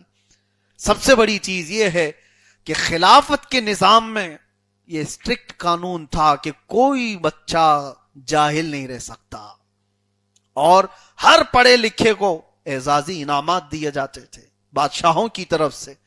دنیا بھر کے انجینئرز اپنے کام میں محتاج ہیں مسلم انجینئرز کے. یہ میں یقین کے ساتھ کہتا ہوں میرے عزیزوں، کئی ایسی فیلڈ ہیں جس میں خلافت کے زمانے میں، خلافت کے دور میں اس دنیا نے ترقی کی. میں نہیں کہتا صرف مسلمانوں نے، پوری دنیا نے ترقی کی ہے. اٹلی، ڈنمارک، ناروے، ان کنٹریز کے بادشاہ اپنے بچوں کو مسلم علماء کے پاس پڑھنے کے لیے بھیجتے تھے، اور جب پڑھ کر کے آتے تھے تو لوگ ان کو دیکھنے کے لیے بھیڑ لگاتے تھے کہ مسلم علماء سے پڑھ کر کے آئے ہوئے ہیں. عباس فرناس پہلے وہ شخص ہیں جنہوں نے پیراشوٹ بنایا تھا. ان کے کانسیپٹ کو لے کر کے ایروپلین بنائی گئی. مسلم علماء میں کتنے ایسے میں آپ کو سائنسدان گناؤں میڈیکل لائن میں. حضرت ابو بکر رازی بچوں کے امراض کا سب سے پہلا ڈاکٹر ہے. ابو بکر رازی. ابن سینا جن کو آج بھی دنیا یاد کرتی ہے، کیلیفورنیا یونیورسٹی میں میڈیکل سرجری پر کتاب کی جو بنیاد ہے وہ ابن سینا کی ہے. میرے عزیزو، دنیا کو میڈیکل لائن دیا ہے مسلم علماء نے. یہ خلافت کے دور میں ہوئے معاملات میں آپ کو بتا رہا ہوں. خلافت سے جو آج یہ لوگوں کو ڈر ہے کہ یہ کیا لانا چاہ رہے ہیں، کیا لانا چاہ رہے ہیں. ترقیات تو دیکھو خلافت کے دور میں کتنی ہوئی تھی. انٹیلیجنس سسٹم اور ترقیات کا، زمین کے معاملات، آسمان و فلکیات کے بارے میں، پوری کیمسٹری میں آپ کو بتاؤں وہ پوری کی پوری ڈیپینڈنٹ ہے مسلم انجینئرز کے پر. ایک دو نہیں، میں 100 ایسے علماء آپ کے سامنے رکھ سکتا ہوں جنہوں نے نئے نئے کیمیکل ایجاد کیے تھے. آج پورے لیب میں اس کے بغیر کوئی چارہ نہیں ہے. کیمیکل ٹیسٹ کے آلے اس مسلم علماء نے اس کی بنیاد رکھی ہے. گھڑی کو کس نے بنایا ہے؟ تاریخ پڑھ کر کے بتاؤ. آج پورا سسٹم انٹرنیٹ کا الگوریزم پر چلتا ہے. الگوریزم ایک سسٹم ہے اندر لگایا ہوا ہے. اس سسٹم پر انٹرنیٹ اور کئی سائٹس چلتی ہیں، سب کے اندر اس کی ضرورت ہے. یہ جان کی طرح ہے آج ساری چیزوں میں. الگوریزم کیا ہے؟ الگوریزم یہ الخوارزمی ہے. الخوارزمی ایک مسلم عالم دین تھے جنہوں نے یہ بنایا تھا. اس کو انگلش میں الگوریزم کہا جاتا ہے. الخوارزمی. جابر بن حیان کی الجبرا کے بغیر آج کون؟ میتھس کے لوگ بھی جانتے ہیں اچھی طرح سے. ہر فیلڈ کو میرے عزیز ہو، میتھس ہو، سائنس ہو، فزکس کے کتنے ایسے فنڈے ہیں جو مسلم علماء نے اس کی بنیاد رکھی ہے. فلکیات جس کو کہتے ہیں آسٹرونومی، نباتات جس کو کہتے ہیں بوٹانی، جانوروں کا زولوجی، ایمبریالوجی، بچوں کے پیدا ہونے کے معاملات، ڈاکٹروں کے، ساری بنیادیں مسلم علماء نے خلافت کے دور میں رکھی ہیں. یہی ہے خلافت کا کانسیپٹ. میں آپ کو بتانا چاہتا ہوں، دنیا میرا اس میسج کو سنتی ہوگی اور آج وہ اپنا اینک بدل لیں اور اپنے کان بھی بدل لیں. جو خلافت کی دشمنی ان کے اندر ڈالی گئی ہے، یہ بڑا افسوس کا اور المیہ کا مقام ہے کہ ہم خلافت سے محروم ہیں. اس وقت تقریباً 200 کروڑ مسلمان پوری دنیا میں آباد ہیں. 200 کروڑ کے آس پاس مسلمان آباد ہیں. اور میں آپ کو اگر گناؤں، حضور پاک صلی اللہ علیہ وسلم کے بعد خلافت راشدہ کتنے سال رہی؟ میں نے بتایا کتنے سال رہی؟ 30 سال. اس کے بعد اموی خلافت ہوئی. حضرت امیر معاویہ رضی اللہ تعالیٰ عنہ کے بعد اموی خلافت چلی، یہ تقریباً 90 سال کے آس پاس. اور اس کے بعد عباسی خلافت چلی تقریباً 550 سال. اس کے بعد چلی یہ عثمانیہ، ان کے بیچ میں الگ بھی تھے، یہ بھی تقریباً 650 سال.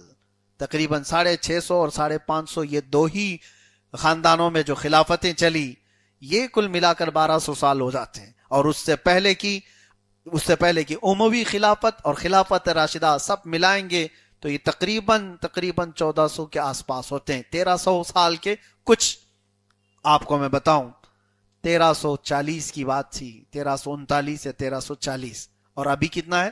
1448. 108 سال ہو گئے.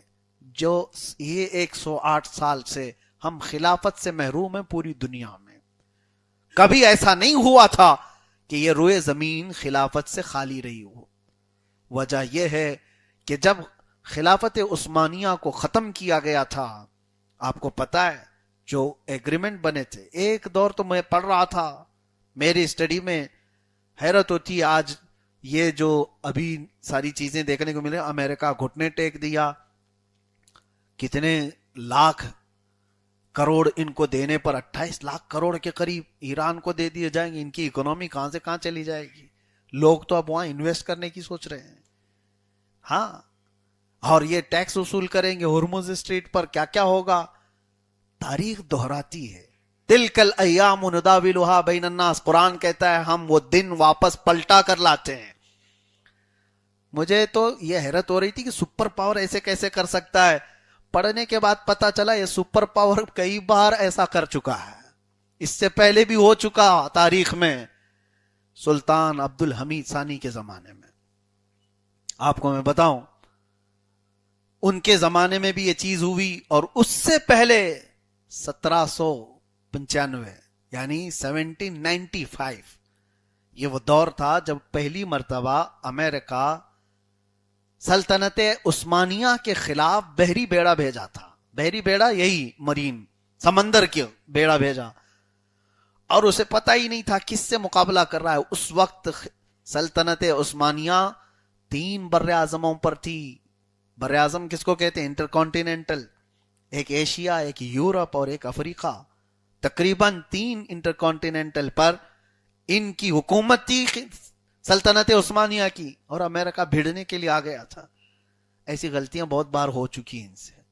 और हुआ ये कि उनका बहरी बेड़ा पकड़ लिया गया। उस वक्त जो उस्मानी खलीफा थे, उनकी फौज ने पकड़ लिया। अब सुनिए, एक तारीख में बता रहा हूं आपको। उसके बाद उसने और 10 बेड़े भेजे। आज के ये जो बड़े बड़े हैं, इनके अब्राहम लिंकन वगैरह नाम सुन रहे होंगे आप, बड़े बड़े। तकरीबन 12 और भेजे, और 12 के 12 सब पकड़े गए। सब खिलाफत उस्मानिया के जमाने में जब उसकी हालत ये हो गई, तो फिर टेबल पर आना पड़ा। और टेबल पर आने के बाद एक एग्रीमेंट साइन हुआ था। पढ़ने के बाद हैरत होती है, उस वक्त भी तुर्की के खलीफा वक्त ने उनसे इस तौर पर डिमांड किया था कि $46 लाख तुम पे करोगे, उसके बाद ये बेड़े छोड़े जाएंगे। और उसके बाद कौन कौन से रास्ते तुम्हारे होंगे जहां तुम घूमोगे, ये भी तय हम करेंगे। तीसरी शर्त ये भी थी कि हमारा एक बहरी बेड़ा निगरानी के लिए घूमेगा, उसका खर्चा तुम ही दोगे। और ये सारी चीजें वो माने थे।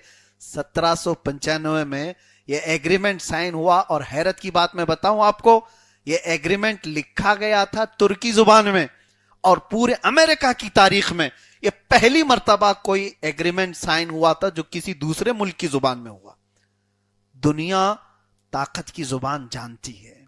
खिलाफत के उस दौर में मेरे अजीजों, खिलाफत के ये उमूर थे। आखिरी दौर था ये सल्तनत उस्मानिया का, गिरने पर आ गई थी, जब कमजोर हो गई थी। तब सुल्तान अब्दुल हमीद सानी का दौर था।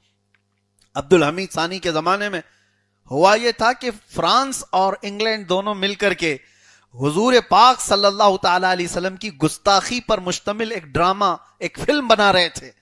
और ये खबर पहुंची जब इस्तांबुल में, और उसके बाद ये मुसलमानों के दरमियान एक बहुत बड़ा एहसास पैदा हुआ।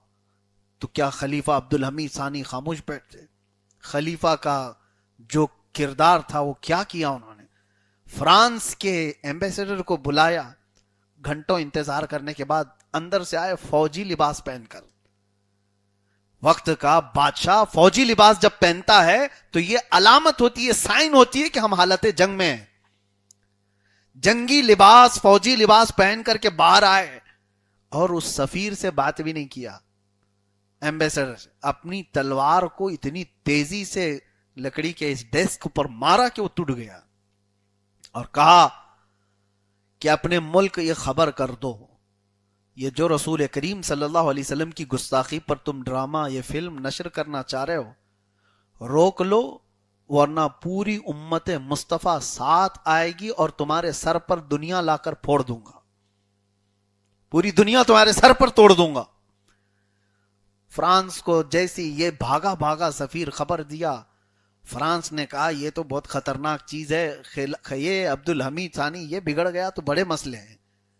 فرانس والے بلکہ اس زمانے کے سارے لوگ یہ کہتے تھے کہ سارے دنیا کے بادشاہوں میں جتنا دماغ ہے وہ 5% ہے، 95% تو عبدالحمید کے پاس ہے۔ دنیا یہ کہتی تھی۔ اس کے بعد فرانس نے برطانیہ کو کہا، انگلینڈ کو، کہ یہ ہم سے نہیں ہوگا، تم لوگ اس کو ریلیز کرو، یہ فلم تم لوگ بناؤ، ہم کو مت، کیونکہ خلیفہ نے ہم کو ڈرا دیا ہے۔ وکٹوریا اس زمانے میں تھی۔ اس کے بعد وہاں سے فرمان جاری ہوا کہ نہیں، یہ تو فلم پوری بن چکی ہے، ٹکٹ بھی بک چکے ہیں، ہم پیچھے نہیں ہٹ سکتے اس سے، لوگوں میں سبھی اعلان ہو چکا ہے۔ تو یہ خبر جب انگلینڈ سے آئی سلطان کے پاس، خلیفہ وقت کے پاس، تو انہوں نے کہا کہ ٹھیک ہے، تمہاری ٹکٹیں بکی ہیں تو ہماری فوج بھی رسول اللہ کے ہاتھ میں بکی ہوئی ہے، پھر آؤ اب مقابلہ دیکھو۔ صرف 2 جملوں میں خلیفہ نے وقت کے نظام کو ہلایا تھا۔ برطانیہ نے، فرانس نے اس پورے کے پورے سسٹم کو ہی ختم کر دیا۔ کبھی وہ آج تک ڈرامہ نشر نہیں ہو سکا، وہ گستاخی رسول پر مبنی بنی ہوئی فلم ریلیز نہیں کر سکے۔ آج کا یہ دور ہے جہاں ہم کروڑوں کی تعداد میں روز گستاخیاں دیکھ رہے ہیں۔ وجہ یہ ہے کہ خلافت سے محروم ہیں، ہماری طرف سے بات کرنے والا کوئی نہیں رہ گیا۔ یہ جن کو آپ بادشاہ بڑے بڑے دیکھ رہے ہو، بڑے بڑے سونے کے ٹوائلٹ میں بیٹھنے والے لوگ، یہ کیا اسلام اور دین کی بات کریں گے؟ ان کی تو اچھی طرح سے درگت بنی ہوئی ابھی 6 مہینے سے دیکھ رہے ہیں ہم۔ پڑوسی ملک ہی اتنی ان کی وہ کر کے رکھا ہوا ہے کہ اپنا ڈیفنس کرنا ان کو نہیں آتا تو امت کا کیا ڈیفنس کریں گے؟ عربوں کے حالات آپ دیکھ رہے ہیں، سارے مڈل ایسٹ کے جتنے خلیجی ممالک ہیں سب بکھرے ہوئے ہیں، اور ان کا انجام قریب ہے۔ 40 سال سے اکنامک وار کو جھیلنے والا ایران ان کو آنکھ نہیں دکھا رہا، بلکہ ان کو پورا کا پورا سلا چکا ہے۔ یہ حالات ہیں، یہ ہمارے مسیحا یا ہمارے امیر یا ہمارے بادشاہ نہیں ہو سکتے۔ بس دعا ہے کہ اللہ تعالیٰ امام مہدی کو ظاہر فرمائے، رسول اللہ صلی اللہ علیہ وسلم کی شان میں یہ گستاخیاں ختم ہو جائیں، اور پھر میں ببانگے دہل یہ کہوں گا، ہم ڈرتے کسی سے نہیں ہیں۔ خلافت کے نظام سے کسی کو چڑ ہے تو بار بار سنیں، خلافت اس روئے زمین کا سب سے بہترین سسٹم ہے۔ آج تک دنیا نے جتنے سسٹم پیش کیے، مارکسزم ہو، سوشلزم ہو، کمیونزم ہو، ڈیموکریسی ہو، یہ سب سسٹم ہیں۔ میں چیلنج کے ساتھ کہتا ہوں، تمہارے سارے سسٹم اپنی جگہ پر، رسول اللہ کا سسٹم خلافت اپنی جگہ پر ہے۔ آپ کبھی سچی نظر سے دیکھ کر کے تو دیکھو اس نظام خلافت نے دنیا کو کیا دیا ہے۔ دنیا جو ترقیوں پر ہے آج، یہ نظام خلافت کی دین ہے۔